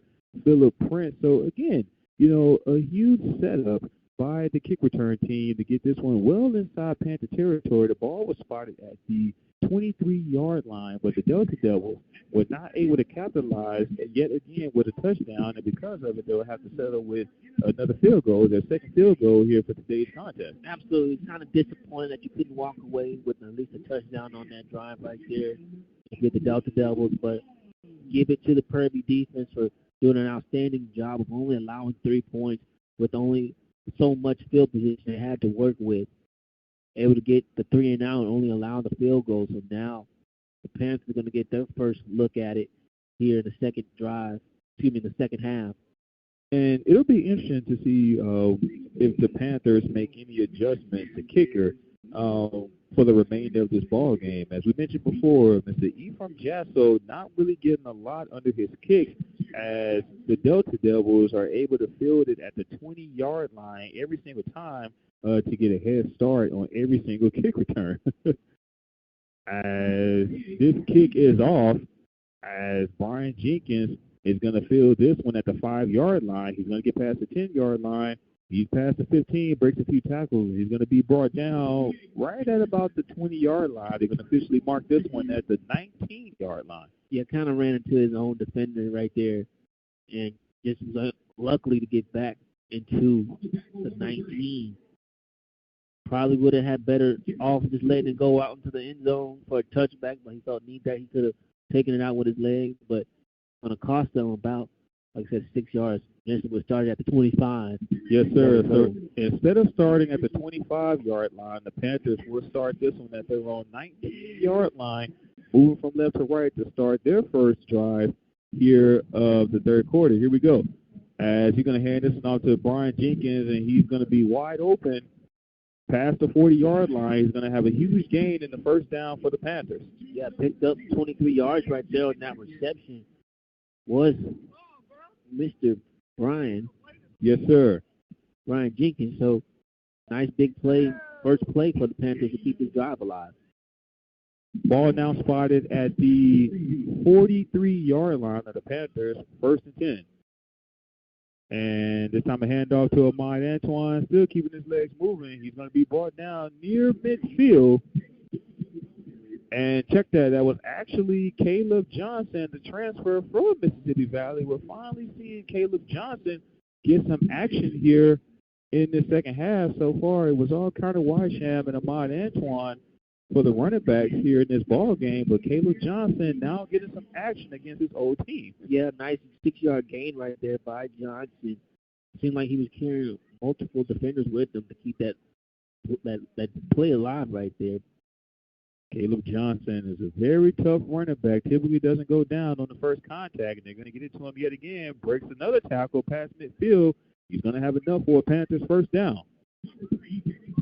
Caleb Johnson running with some authority on that play. We mentioned in our pregame show, it would be nice to see the young man try to have a breakout game against his old squad, and he's breaking tackles already on his first 2 carries here on this drive. So they're going to say he didn't have a first down. He was stopped a yard shy, 3rd and 1. And another handoff to Caleb Johnson. This time he's going to have plenty of room and more than enough for a Panthers first down. Yeah, he was able to pick up the yardage that he needed right there, plus 5 more right there. So now Prairie was able to move those sticks again. Across midfield now, ball spotted at the Delta Devils 43. And we talked about the big running back of Jared Wilson for the Delta Devils. Caleb Johnson is a big running back himself for the Panthers. They have him listed 5'9", 210. Another big back in there for the Panthers. So ball is now spotted at the 43-yard line, 1st and 10 for the Panthers. Conley, back to pass. He rolls to his left side, still looking downfield, and he's just going to take it to 7. He's going to safely slide down after gaining about 8 yards on that QB scramble.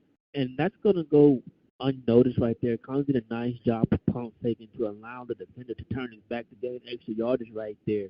It was well covered downfield by the Delta Devils, and Conley was able to just turn that play into some positive yardage, picking up 6 with his legs. You know, I've mentioned that Conley so far throughout the season hasn't been taking it off and running downfield, but he was able to do it on that play and was able to safely pick up some positive yards. This time a handoff to Caleb Johnson, and he's taking the entire power with him, and he will not be denied as he is finally dropped down at about the first down marker.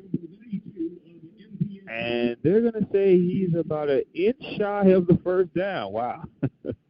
Yeah, right there, Johnson still running hard, you know, trying to pick up the first down. Delta Devils made it kind of difficult. But now looks like the Panthers are going to just pick up another penalty marker. It's going to be a false start. Yes, sir.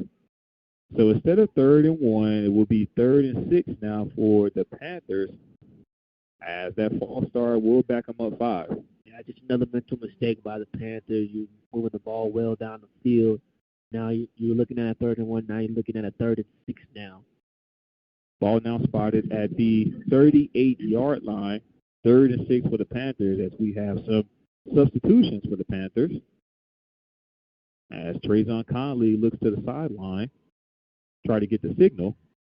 We'll have 2 receivers to the right and 2 to the left. Empty backfield for the Panthers. 3rd and 6. Ball spotted at the 38-yard line. Conley. He's going to take up the middle, wide open hole, and he's going to have plenty enough room for a Panthers first down. Yeah, I don't know if that was the design play, but how it looked like. It was a design play for Conley. It was a design play in his head. Yeah, there was nobody in the middle of the field right there, and Conley noticed it, just took advantage of it, and was able to pick up the first down. I mean, great vision by Trayvon Conley. It appears that he counted 1,001 and took off that field like he immediately saw it and did not waste any time. And with that, we'll have a fresh set of downs for the Panthers. Conley, this time is going to throw this one downfield in the end zone, and it will be caught for a Panthers touchdown. Trayvon Conley to number 10, Trajan Spiller. Yes, sir. They were able to connect on a 28-yard reception. Well-thrown ball by Trayvon Conley. So, like the matchup that he saw on one-on-one right there, and only threw it to where Trajan Spiller was able to come through with it. And now the Panthers have added on way to answer back after giving up 3. Chance of putting up 7. Trajan, check that.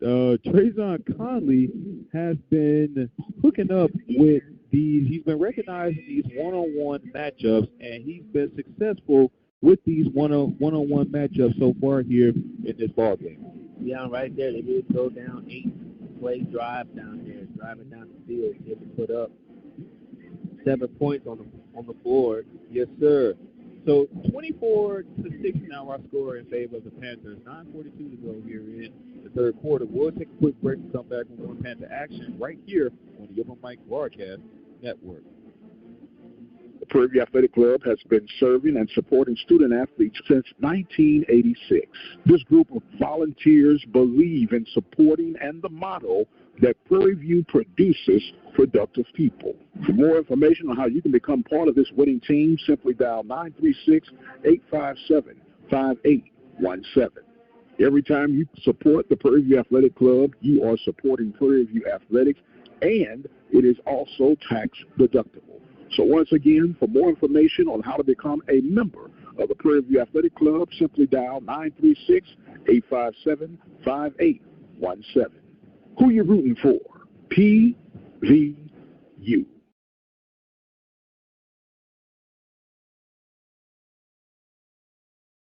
And welcome back to Panther Football right here on the Open Mic Broadcast Network. Panthers looking strong on that last possession. They was able to cap off with a 24-yard touchdown reception from Trayvon Conley to Mr. Trajan Spiller as the Panthers are ready to kick this one off, and they're going to go with a squib kick that will be spotted at about the 35-yard line. They look like they decided not to kick it deep, where they've been getting beat all game so far. They would break off. It seems like almost just about averaging about 30 yards on a return. So we're like the Panthers decided we're not going to kick you anymore. We're going to let someone else try to beat us. Well, when you're starting the drive well inside the opposing team's territory, you know, it does kind of make you switch up some things. Absolutely. And the Panthers did just that. So the Delta Devils will have a fresh set of downs now, as he has a wide open man, but that pass will be incomplete as Williams was trying to hook up with number 80, Mr. Malik Antoine. Wasn't able to haul that one in. No, he threw it to where only Mr. Antoine was able to get it, but just couldn't come up with the catch. Had to try to make a diving catch for it. So ball spotted at the 33-yard line, 2nd and 10 for the Delta Devils. Williams back to pass. He's been pressured yet again, but he has a man. That pass will be caught on the screen play. He's past midfield, and he's going to be brought down past the 45-yard line. Huge gain through that air. Williams was able to hook up with number 1, Mr. Kobe Chambers. On the screenplay, this time the screenplay was able to work in the favor of the Delta Devils. They tried it on the previous drive, but it wasn't successful. Great play call right there. Kind of just got the defense off guard. Thought for a second the Panthers were going to be able to get to him for another snap, but he's able to get rid of that ball. The purple jerseys were coming. Absolutely. So 2nd and 10 for the Delta Devils, a handoff to Jared Wilson. He picks up positive yards on that play past the 40-yard line.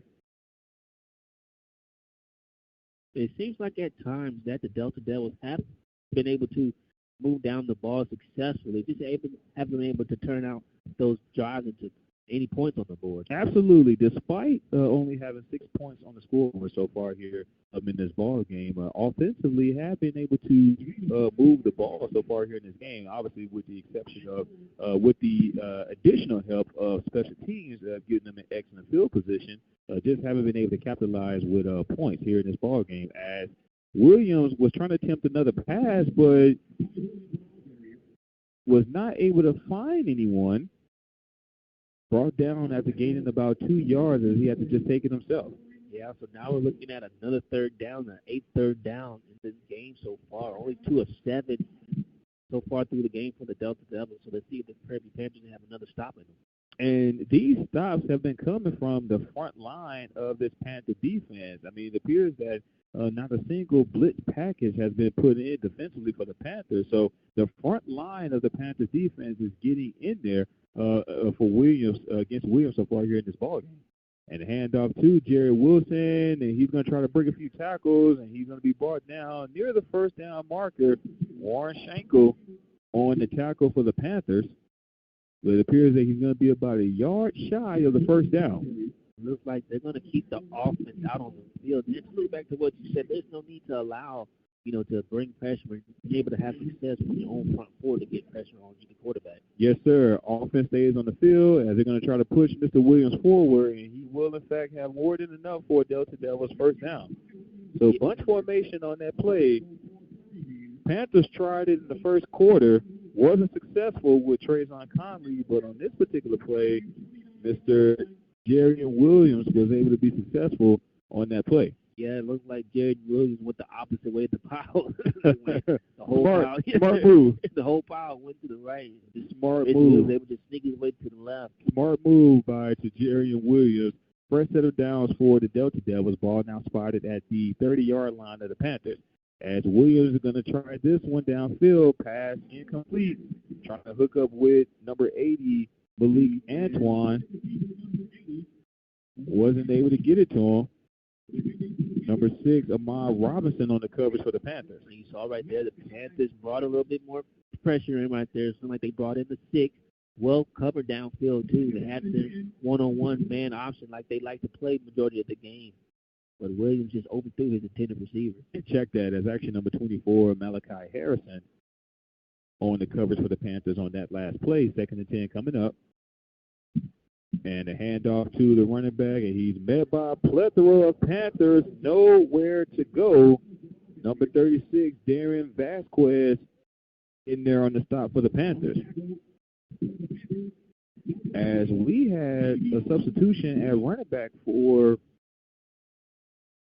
the Delta Devils, number 17, Jacoby Thomas, was lined up in the backfield on that last play. Yeah, that's a nice job by the Panthers right there, corralling to the ball. Trevion Green leading that last tackle.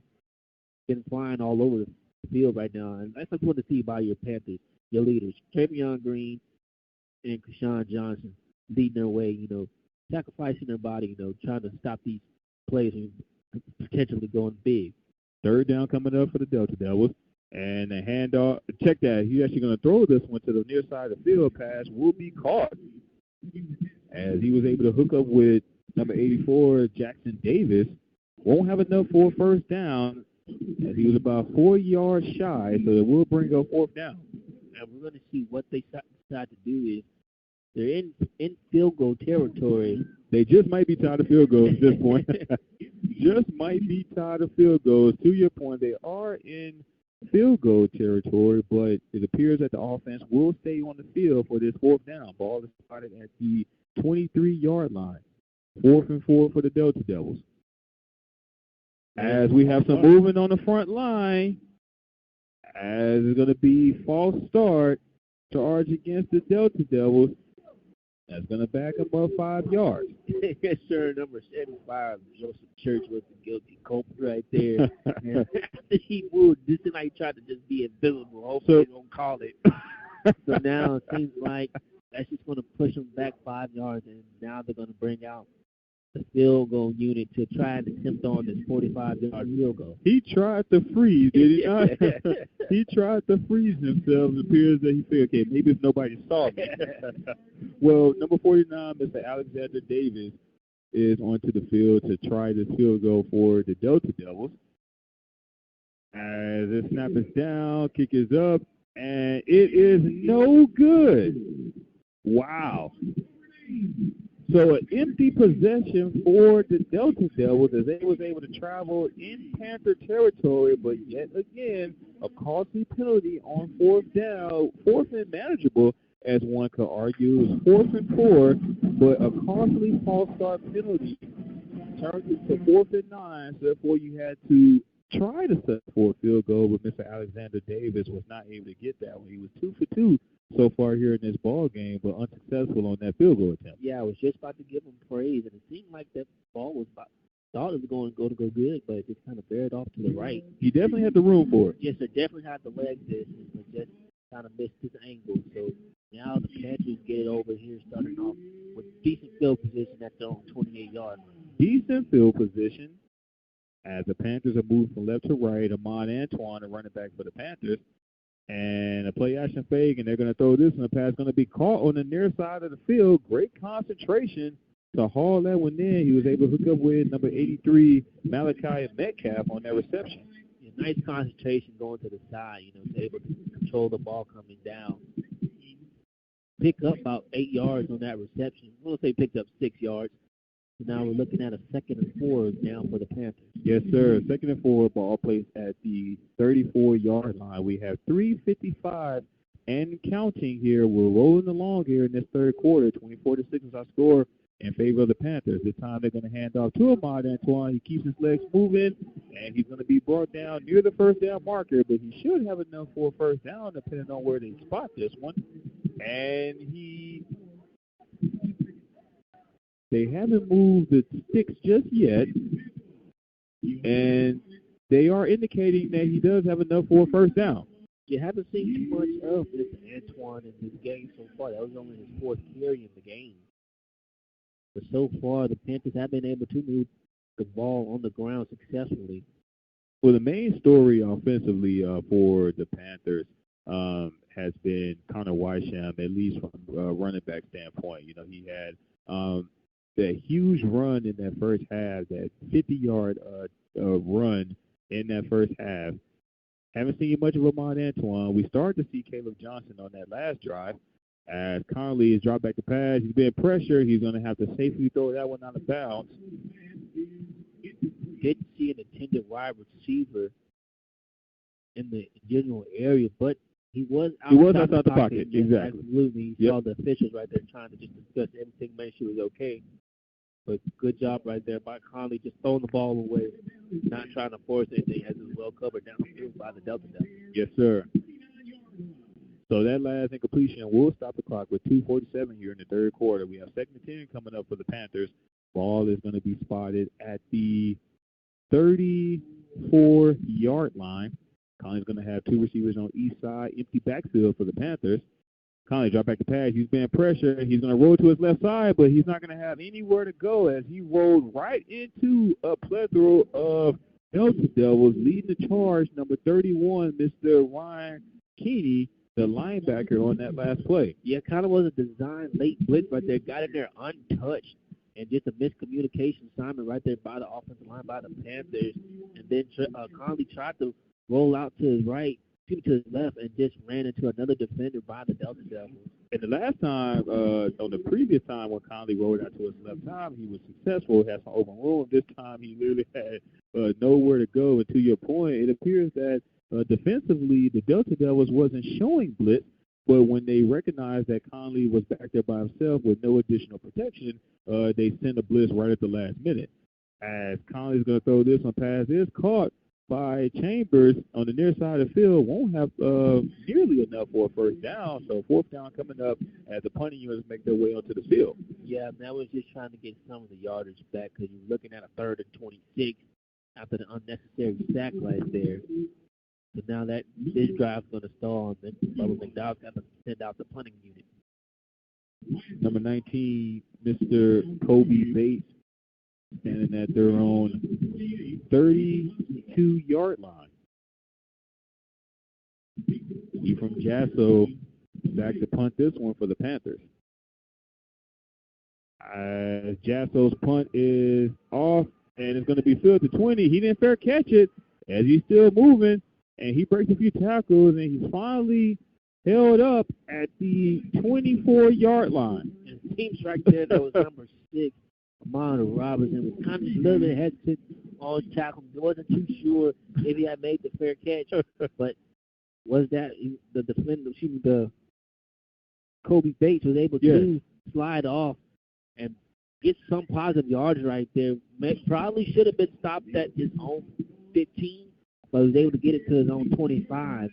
And that's where the Delta Devils is going to take this drive. Well, to your point, Ahmad Robinson wasn't too sure if Bates called fair catch, so he didn't want to take a chance. It's always good to be safe than sorry, because if that was the case, it could have been a huge penalty, and it could have gave them additional field position to start their drive.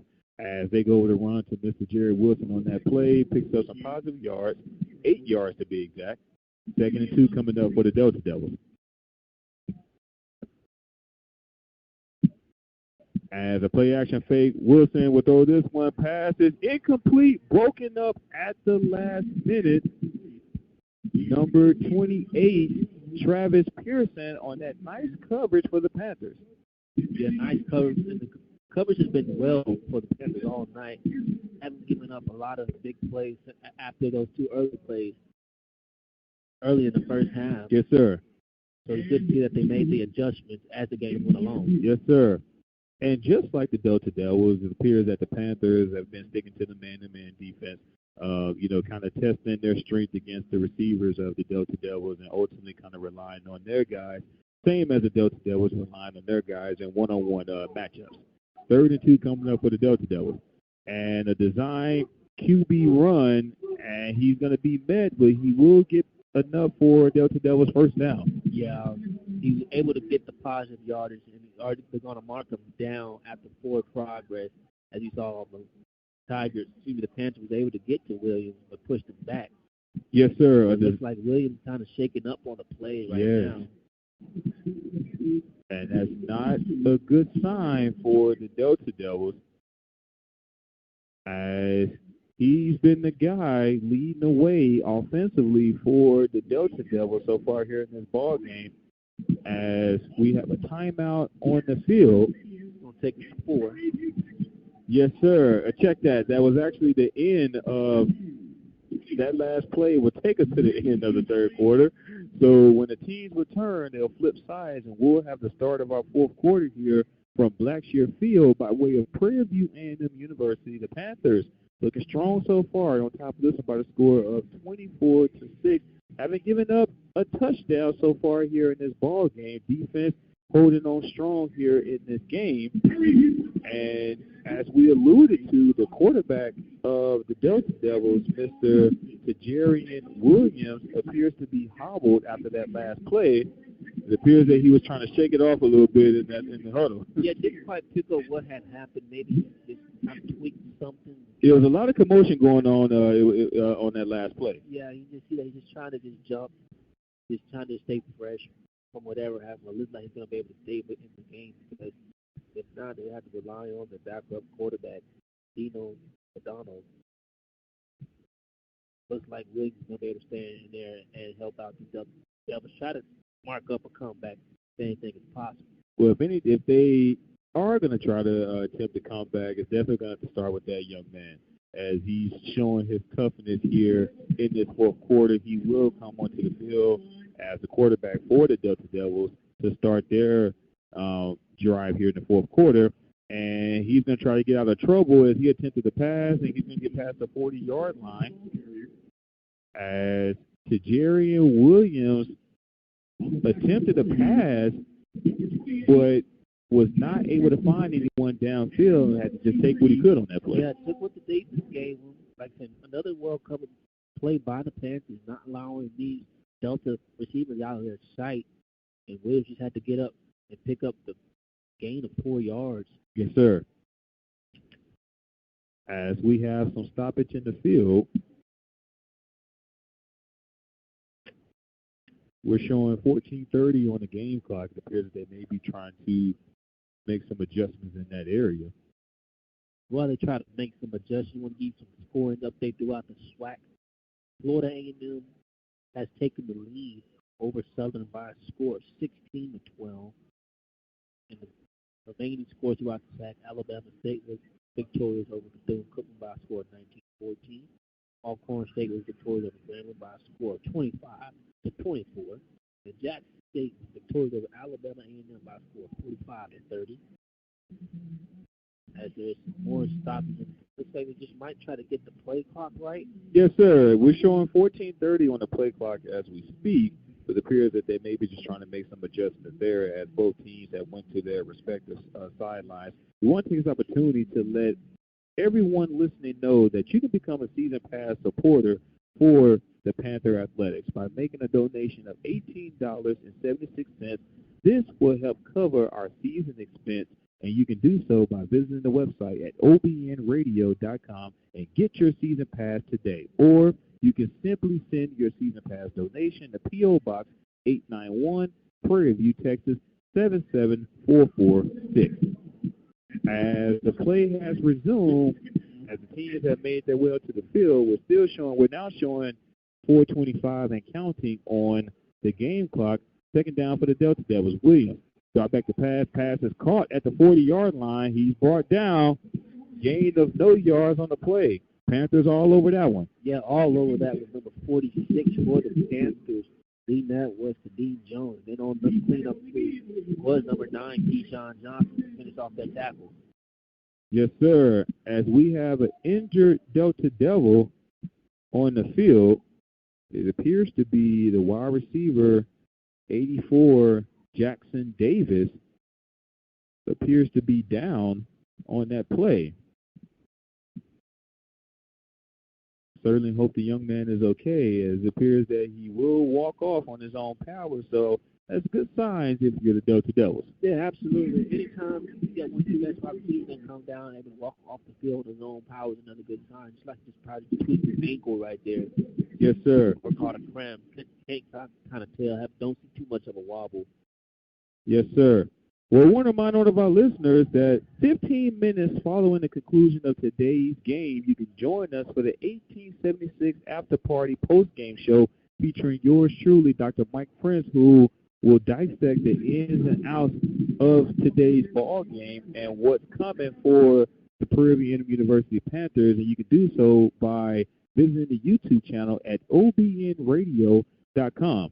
Third down for the Delta Devils. As Williams tries to get out of trouble, he's going to air this one downfield, and the pass is incomplete, nearly intercepted. Number 22, Terrell Coleman, on the nice coverage for the Panthers. Yeah, just ran out of real estate right there. Tried to find a receiver, but again, throwing in the double coverage right there. Now it's going to bring up a fourth down and 6 for the Delta Devils as they're bringing out the play. Well, to Mr. Tajarian Williams' credit, this young man has been running for his life for the duration of this ball game. It's been excellent pursuit by the Panthers defense on Mr. Williams.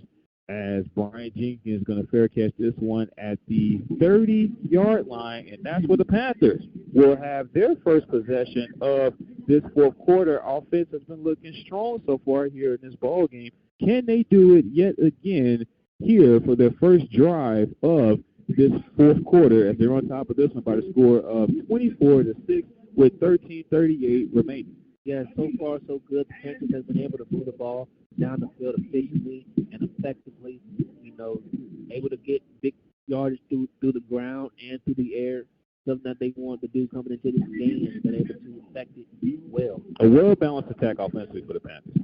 well-balanced offensive attack as Ahmad Antoine is a running back for the Panthers to start this drive. Hand off to Ahmad Antoine. He's going to make a cut up the middle. He's going to gain a few yards on the play, 3 yards to be exact. As we'll have 2nd and 7 coming up. Ball is going to be spotted at the 33-yard line.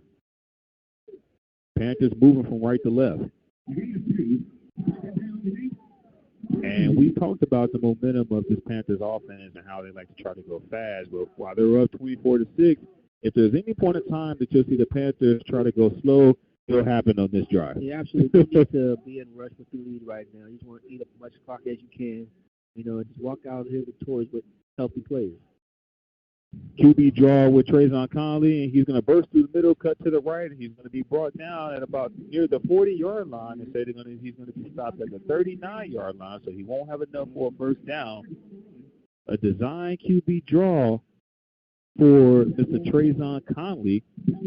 3rd and 1 coming up. And it seems like that design QB draw is coming up at the perfect time because it seems like when Conley tries to run, there's nobody in the middle of the field for the double. And they may have been listening to me because I've mentioned several times that we haven't seen Mr. Trayvon Conley take off downfield so far for this 2023 campaign, but he's done it several times here in this ball game. And he did it so on that last play, picks up positive yards, and with that we have 31 coming up, and he'll take off yet again, turns on the Jets, follow his blockers, and he's going to get past midfield. Huge gain in the first down for the Panthers. Trayvon Conley on another design QB draw, this time around the corner, follow his blockers, picks up a huge gain on the ground for the Panthers. Yeah, able to pick up much-needed yards right there to keep the drive alive. And now Panthers is going to take some more time off his clock. Only able to pick up enough yards, about 15 right there on that carry. Panthers now in Delta territory, 1st and 10. As that pass is incomplete, as Conley, as the snap was high for Conley, he was able to get it down, was able to get rid of it just in the nick of time as we had several Delta Devils in his face. Yeah, couldn't do nothing about that with the high snap, so have to try and get it off quick, and he was able to do that. Ball is spotted at the 45-yard line of the Delta Devils. Panthers moving from right to left. Quick pass to the near side of the field, and he's going to be met immediately for a gain of no yards. Conley was able to hook up with number 4, Mr. Kobe Cavill, for a gain of no yards on the play. Yeah, coming in, making a clean tackle right there from the team, Caleb Canada. Nice open field tackle right there by Canada. So that incompletion does stop the clock with 11:07 to go here in the 4th quarter. As we have 3rd and 10 coming up for the Panthers. 3 receivers to the right and 1 to the left for Conley as he sends a man in motion. Empty backfield now for the Panthers. Conley back to pass. He has a lane on the right side, and he'll cut up the field. He's going to be brought down at about the 35-yard line near the first down marker as we have some extracurricular activity going on down the field. A lot of pushing and shoving as we have a lot of commotion. Officials trying to get in the middle of it. Still a lot of pushing and shoving. My. Might have thought the ball came loose at the end of the play, but now we're trying to see what they're going to say if there was a fumble. That both teams scuffling there at the end of that play, but the officials were able to break it up. So they're indicating that the Panthers will have the ball.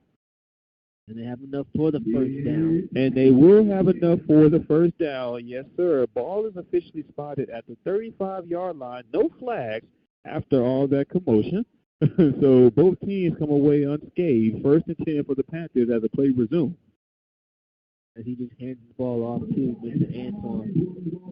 They're only able to pick up about 2 yards, maybe a yard right there on that carry. They gave him 1 yard. Would have been 2 if they was generous. Might be going to be generous, huh? Look at us, 2nd and 8 now. They gave it to him. They were generous. 2nd and 8. More importantly, clock continues to run with 9:25 to go. two receivers to the left and one to the right for Conley. Antoine is all set to his right.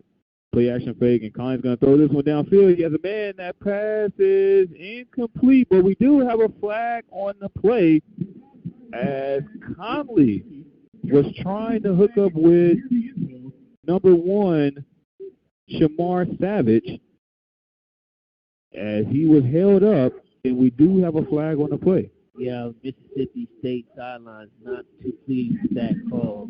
Thought it might have been well covered down on the field, but a little bit too many pushing and shoving for the official side right there. And kudos to Shamar Savage for also selling it as well. That's one. I feel like at this stage of the game, I feel like that's one of the things that you're trained to do as far as receivers go. If they think it's pass interference, there's a high chance they're probably going to call it. And they will do just that. So the Panthers will have a fresh set of downs now well within Delta Devil territory.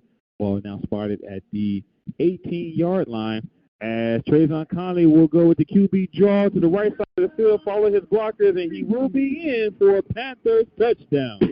Yeah, nice design run right there. Would have the option to give it to his running back. Conley tried to keep it himself. Gambler in for the 18-yard touchdown run. Nice blocking downfield by the wide receivers by the Panthers. Conley's able to make the one move, one cut into the end zone. I have to take back everything I said when it comes to Mr. Trayvon Conley. Again, as I mentioned, coming to this ball game, I haven't seen much of Trayvon Conley taking off in comparison to what we saw last season, but he has been doing that so far here in this game against the Delta Devils and then some. But there's an injured Delta Devil shaking up on the field right now. Yes, sir. Both units are lined up ready to go, but the Delta Devil is still on the field, so now they're finally going to take a break. Yes, sir. Can't quite make out the Delta Devil at the moment.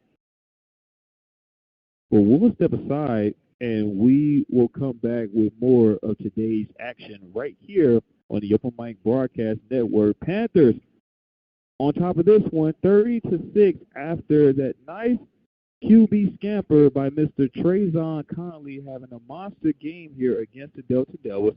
30-6 is our score in favor of the Panthers with 9:12 to go here in the fourth quarter. We'll take a break and come back with more Panther action right here on the Open Mic Broadcast Network.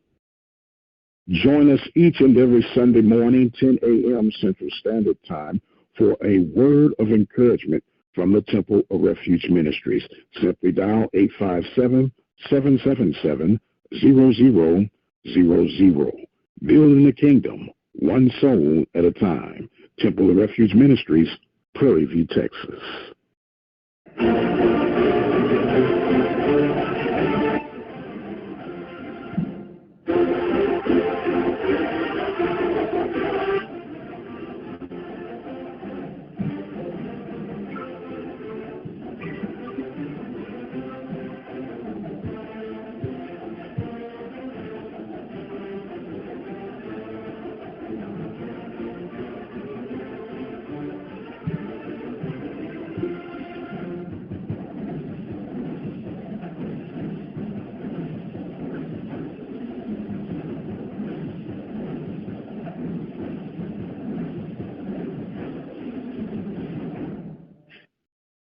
It's Panther football right here at the Open Mic Broadcast Network. Welcome back to our broadcast coverage coming to you live from Blackshear Field by way of Prairie View A&M University. Andre Davis alongside Mr. Philip Prince, as the injured Delta Devil is still in the end zone, still down, as it's still tending to the young man. We certainly hope the young man is okay. As one of the things that we always mention, you always want to make sure that, players can come away from games like this, non-injured and things of that nature. Yes, sir. And of course, nothing serious. So as they attend to him right now, we just want to give you a quick scoring update. It's SWAC right now. As Florida A&M lead by 6-12.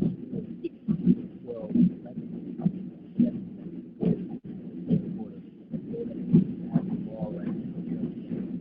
The field. And remind you, Alabama State was victorious over Bethune-Cookman by a score of 19-14. Alcorn State victorious by a score of 25-24 over Grambling. And Jackson State was victorious by a score of 45-30. I also want to take this time to thank our sponsors, the Prairie View Athletic Club, the Panther Bat, and the Temple of Refuge Ministry. Yes, sir. Thank you, Mr. Philip Prince. As it appears that the young man is up, he's being helped off the field, but it appears that he is slightly kind of walking off on his own power. And that was actually number 23, Mr. Jamison Lindsay, for the Delta Devils. As this kick is up and it is good, so 31-6 is now our score in favor of the Panthers. Thanks to the quarterback, Trayvon Tomley.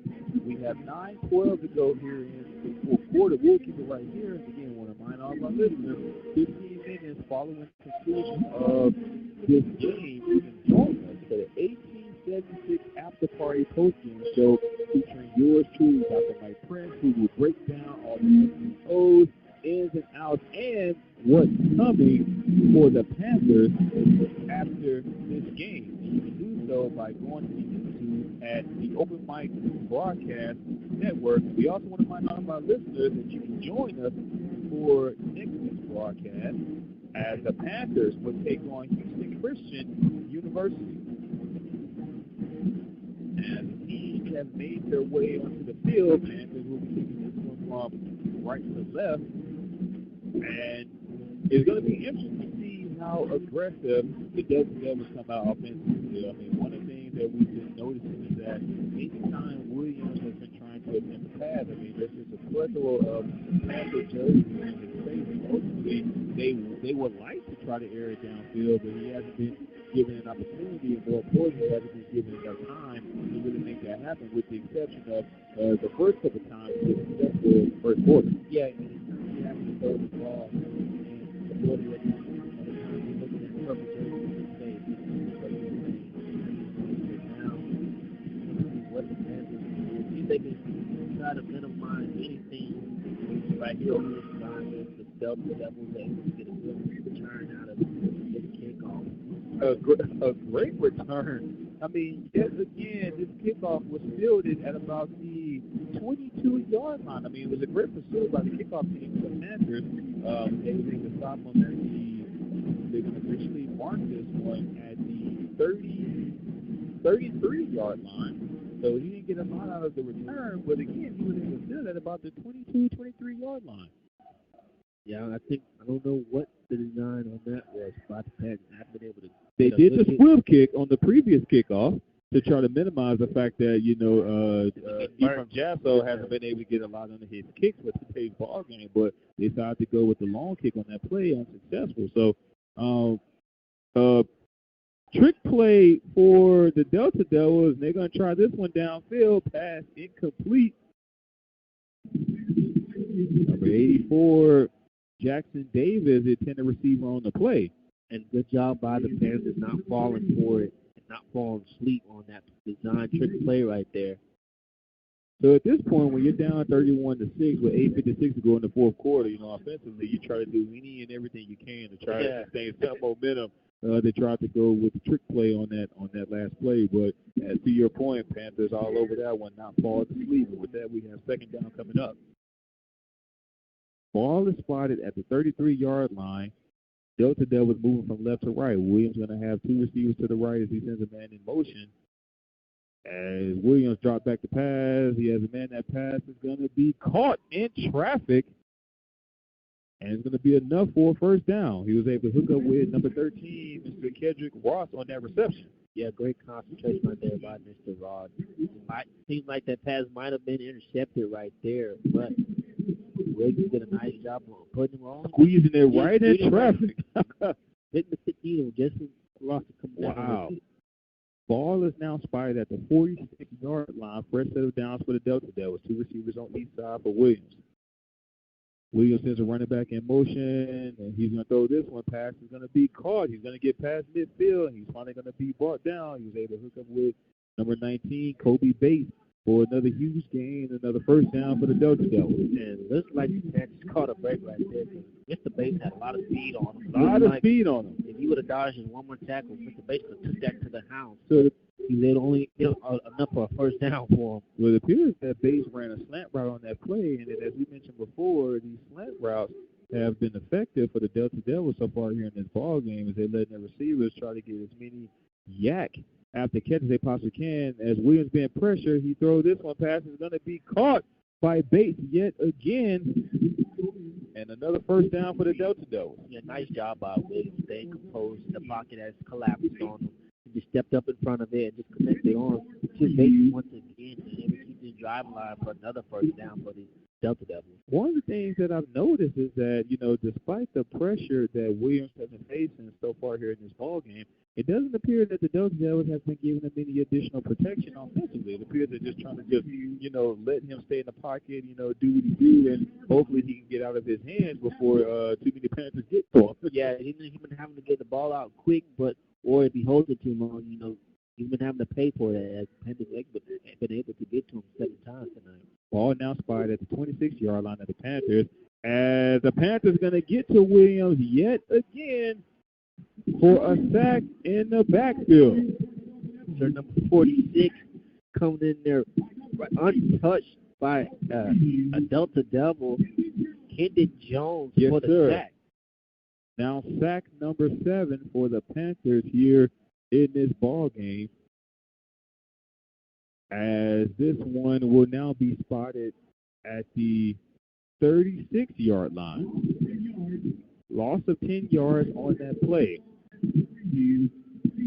And as we mentioned before, and on that last play, the Delta Devils went with an empty backfield setup.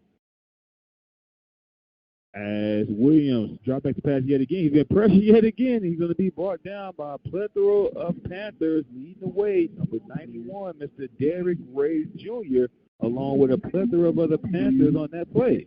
Yeah, Mr. Ray been having his way all day, able to get into the backfield. The Panthers have done a nice job of just collapsing that backfield. Mentioned earlier, they have not really seen many blitzes out there because that front four has been able to get to Williams at will, it seems like, any time. Well, it is safe to say that Jerry and Williams will need an ice bath for sure after today's ball game, as he's been going down more times than not. And he's going to throw this, and this pass is going to be nearly intercepted by Ahmad Robinson, as we have multiple flags on the far side of the field. Some late penalty calls. Looks like it's going to be a pass interference going against the Panthers. The first pass interference for the Panthers in this ball game. Wow. Looks like probably it was Mr. Robinson throwing the Delta wide receiver out of the way to try to come away with that interception. It looks like he wasn't too clever with it because it was right in front of the officials, the head official right here. Yeah, wasn't able to get away with that one. No, sir, not at all. So that's going to keep that drive alive for the Delta Devils. They were looking at a 3rd and 10. Yes, sir. And now it's going to be 1st and 10 now. Ball is spotted at the Panthers 19. Yes, sir.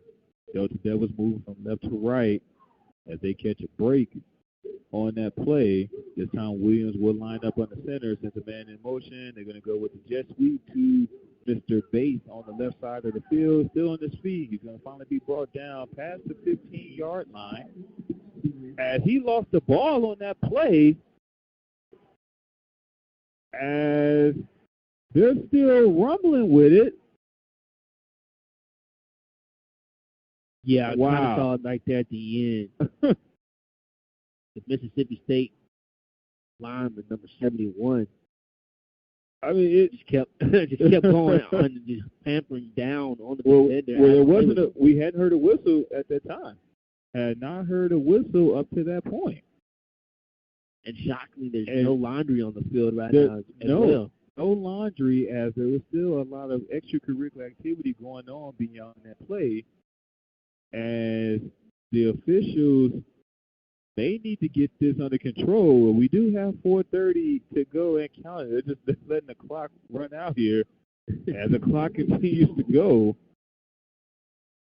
But they're going to say he was down.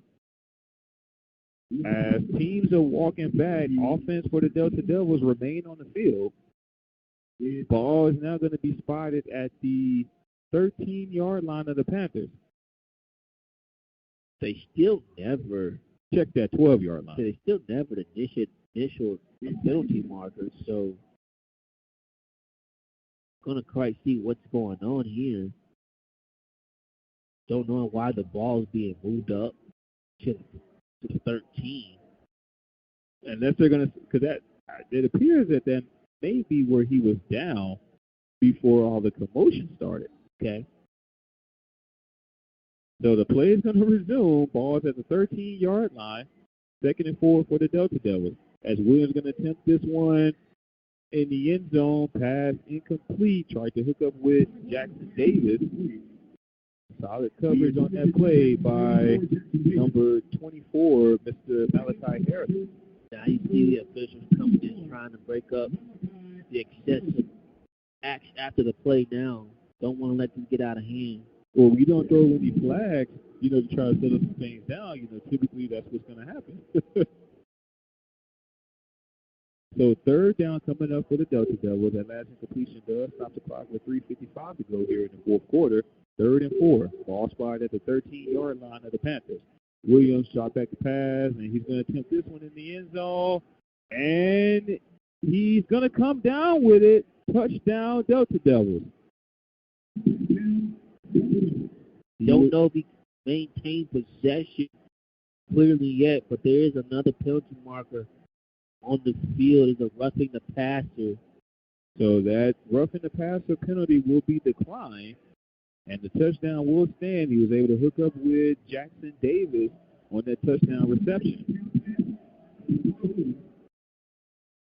Again, one-on-one coverage on that play. It was a great concentration by Jackson Davis to be able to come down with that one.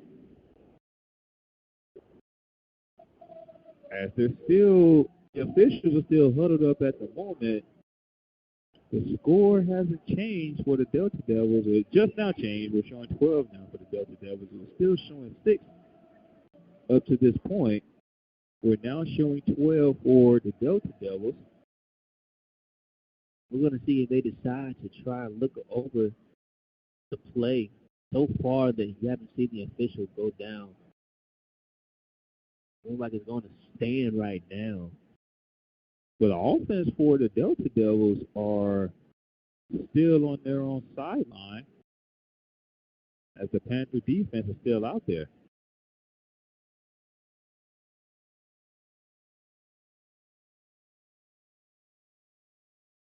We're still waiting to get the call to see what the delay is.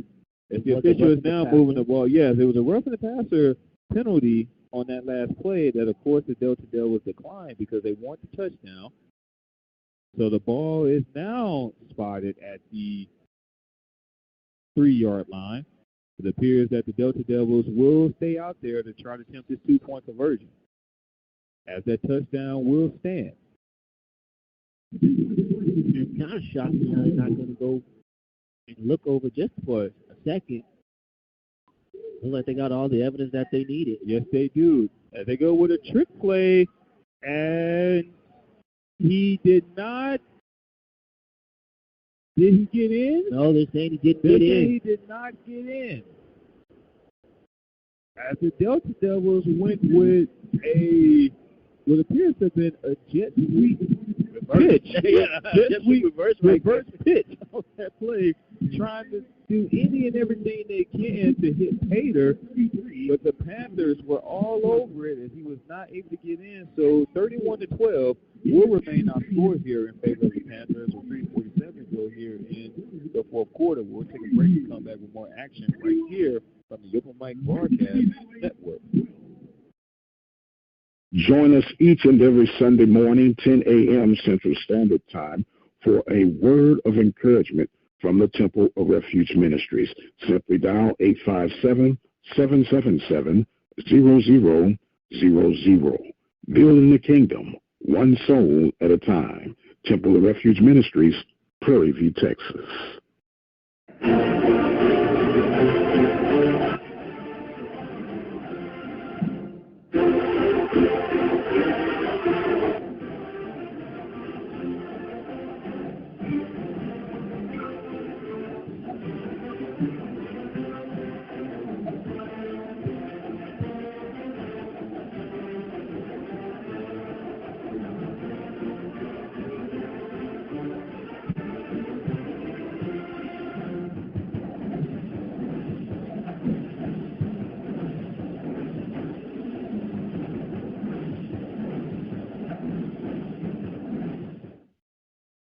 And welcome back to Panther Football right here in the Open Mic Broadcast Network. Teams are back out to the field to kick this one off, as this one will be kicked from the 50-yard line, as Brian Jenkins will have to safely fair catch this one at about the 4-yard line. So those additional yards from the previous penalty was tacked on to the kickoff, and it appears that they may try to squiff kick it, but instead they was able to kick it deep.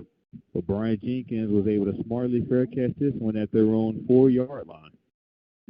Like I said, luckily with that new rule, anything they're caught inside the 20, 25, they're going to get it at the 25. So that's yes. The Panthers get it starting here. Yes, sir. So ball is at the 25-yard line, as the Panthers have made their way onto the field, as we see the second unit in for the Panthers offensively, number 17, Mr. Kenneth Patterson, the sophomore from Cypress, Texas, at the quarterback for the Panthers here on this drive. And number 27, Jamarius Brooks at running back for the Panthers, as the Panthers would likely try to run as much clock off here for this drive to walk out with a victory here from Blackshear Field. Yeah, so far, no need to be in a rush with the lead right now. Just want to walk away with this with as much healthy players as possible. Yes, sir. Another handoff to Brooks. And I believe we have some more updates around the Southwest Athletic Conference, don't we, Phil? We were following the Florida A&M and Southern game. Again, Alcorn State was able to take care of business against Grambling by the score of 25-24. Yeah, you got Florida A&M leading by a score of 16-12 with 4:05 remaining in the third. Florida A&M has the ball looking at 3rd and 20. Florida A&M looking strong so far. Not a big lead, but looking strong so far. As number 17, Kenneth Patterson, with the QB draw for the Panthers, takes a hard hit, but able to keep both hands on the ball, picks up 13 yards and a first down for the Panthers. Yeah, a much-needed first down to keep the drive alive. Most importantly, trying to keep that clock running down. So the Panthers will likely walk out with a victory here from Blackshear Field, and will go 3-1 in conference play with this victory against the Mississippi Valley State Delta Devils, as Patterson will hand off to Jameer Brooks. Nothing doing. He was met at the line of scrimmage for a gain of no yards.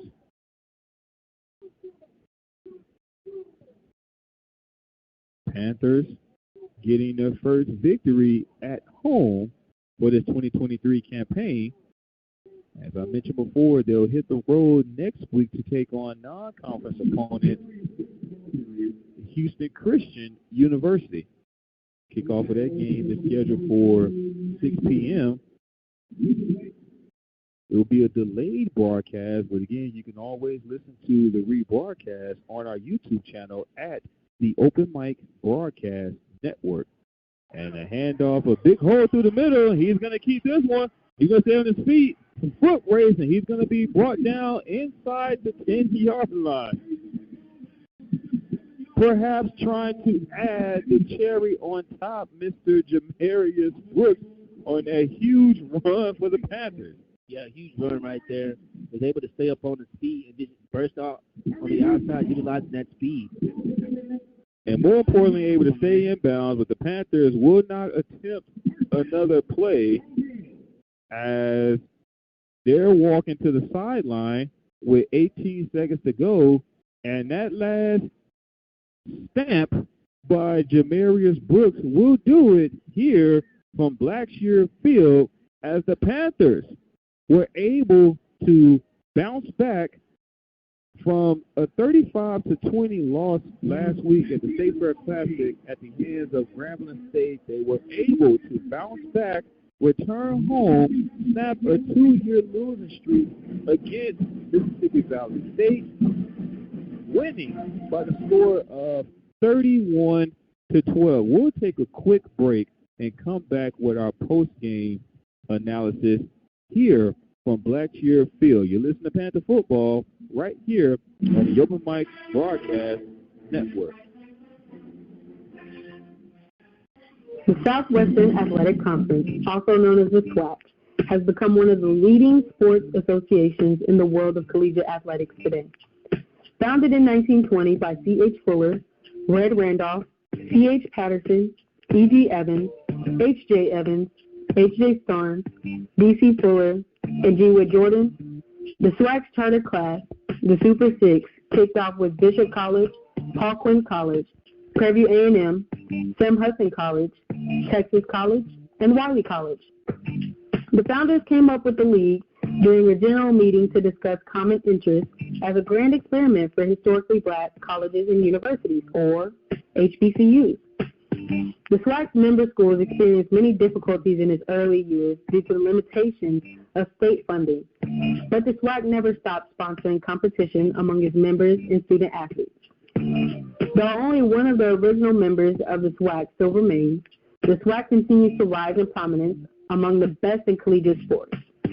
The SWAC is one of only 2 Division I conferences whose current membership is made up of 100% HBCUs.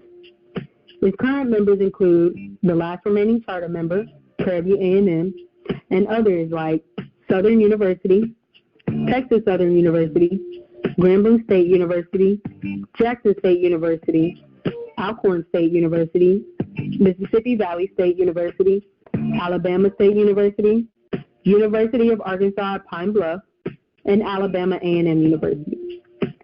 As the SWAC continues to grow in prominence, so does its membership.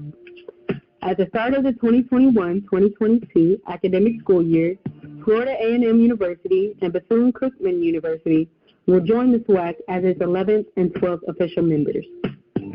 Championship competition offered by the league currently includes men's competition in baseball, basketball, cross country, football, golf, tennis, and indoor and outdoor track and field. Women's competition is also offered in basketball, bowling, cross country, golf, indoor and outdoor track and field, soccer, softball, tennis, and volleyball. The SWAC continues to solidify its status among elite collegiate competition with notable NCAA tournament appearances in multiple sports. The SWAC is considered one of the premier HBCU conferences in the country and currently ranks among the elite in the nation in terms of HBCU alumni playing with professional sports teams. Notable professional HBCU and SWAC alumni athletes include Walter Payton, Jackie Slater, Jerry Rice, John Stallworth, Steve McNair, Michael Strahan, Titus Howard, Cadero Hodge, and many more. The Southwestern Athletic Conference will continue to produce some of the best student athletes to ever touch a field of play.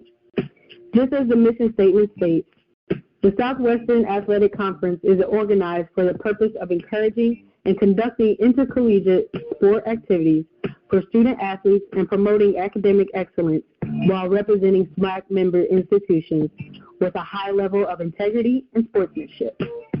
I've been Morgan Hendricks for the Open Mic Broadcast Network.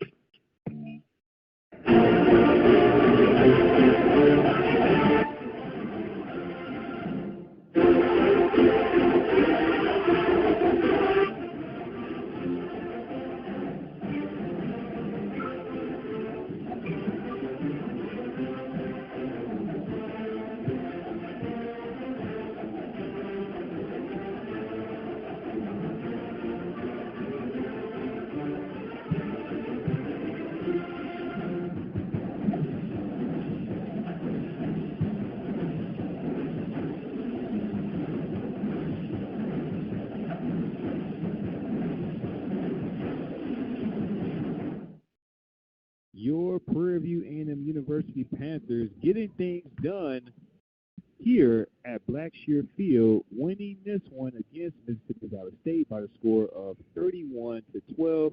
snapping a 2-year losing streak against Mississippi Valley State, and doing so in a effortless fashion. A lot of things that we can point to successfully for the Panthers, both offensively and defensively. I believe this is probably the first game for this 2023 campaign that the Panthers ideally play a complete ball game all around. Offensively, the Panthers having major success through the air and on the ground. I know we have some stats here that we're going to read off for our post-game report, but the Panthers, major success offensively through the air and on the ground. Trajan Conley, a monster game, did exactly what I was predicting him to do coming to this ball game. I mentioned our pregame show, Phil. I wanted to see this young man have what I would consider a comeback game in comparison to the performance that he displayed last week against Grambling State at the State Fair Classic. And boy, did he ever do so. And, of course,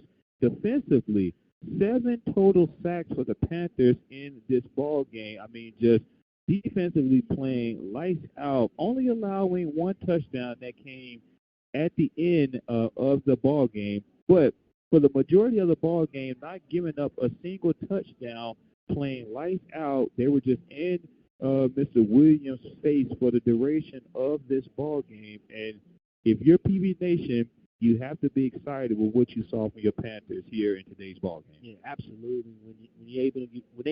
Whenever you're able to complete and have a complete offensive game, throwing the ball and rushing the ball as the Panthers did today, you have a pretty good outcome of winning the game as they did.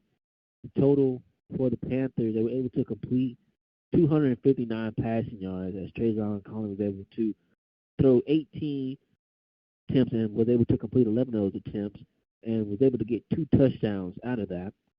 The leading rusher for the Panthers was Connor Wisham for 5 carries, 79 yards, and a touchdown. His longest run went for 64 yards.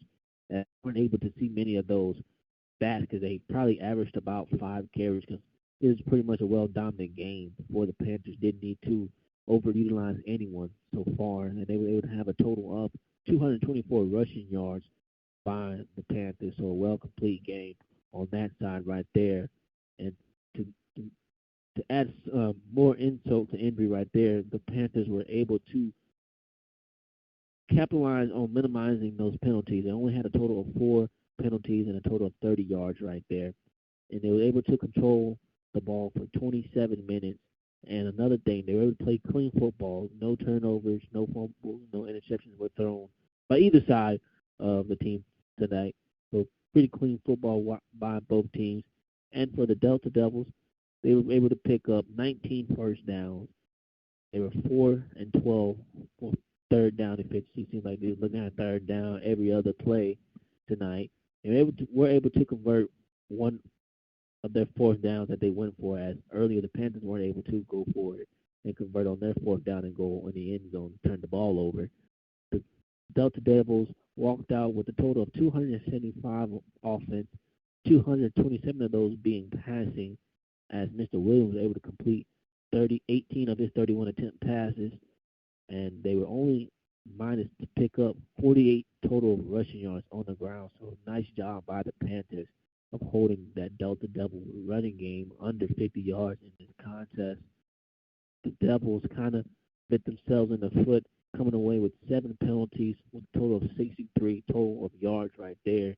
But they were able to control most of the clock with 32 minutes time of possession here, but just couldn't come away with any points in most of their drives. So well-controlled game by the Panthers from both ends of the field, from point off to kickoff to the end of the game. Didn't let up, didn't give into it, didn't play down to their opponent. Were able to gain some confidence and some much strength needed back into this West Conference. Yes, sir. Yes, sir. And I know that we are just about midway through this 2023 campaign, but at the same time, I feel like things are just getting started. Things are getting ready to heat up in the Southwestern Athletic Conference, and particularly the Western Division of the Southwestern Athletic Conference. And again, the Panthers fell short to Grambling last week, although they were able to take care of Alcorn at the beginning of the season. Alcorn takes care of Grambling today by the score of 25-24, and I believe FAMU is still on top of Southern by the score of 16-12, fourth quarter for that ball game. So a lot of things are shaping up in the Southwestern Athletic Conference, and particularly the Western Division of the Southwestern Athletic Conference. We are just getting heated up for this 2023 campaign, as again, one would say that once conference play begins, essentially the season starts over. So we're going to be looking for the Panthers to continue on here as they play a tremendous ball game here against the Mississippi Valley State Delta Devils, winning this one by the score of 31-12. Again, want to remind all of our listeners that 15 minutes following the conclusion of this game, you can join us for the 1876 After Party Post-Game Show featuring Dr. Mike Prince, who will be breaking down the ins and outs of today's ball game and what's ahead for the Prairie View A&M University Panthers. And you can do so by visiting our YouTube channel at the Open Mic Broadcast Network. The Panthers will return to action next week as they hit the road to take on Houston Christian University, and kickoff of that game is scheduled for 6 p.m. And with that being said, we are going to sign off here from Blackshear Field, home of the Prairie View A&M University Panthers, as they take care of business by the score of 31-12. For our sponsors, we want to thank our sponsors, the Prairie View Athletic Club, the Panther Backers, and the Temple of Refuge Ministries. Thank you so much for your sponsorship and your support of our broadcast coverage right here at the Open Mic Broadcast Network. For Mr. Philip Prince, I am Andre Davis. I want to thank you all so much for joining us for today's broadcast. You all be blessed, and we will see you next time. Thank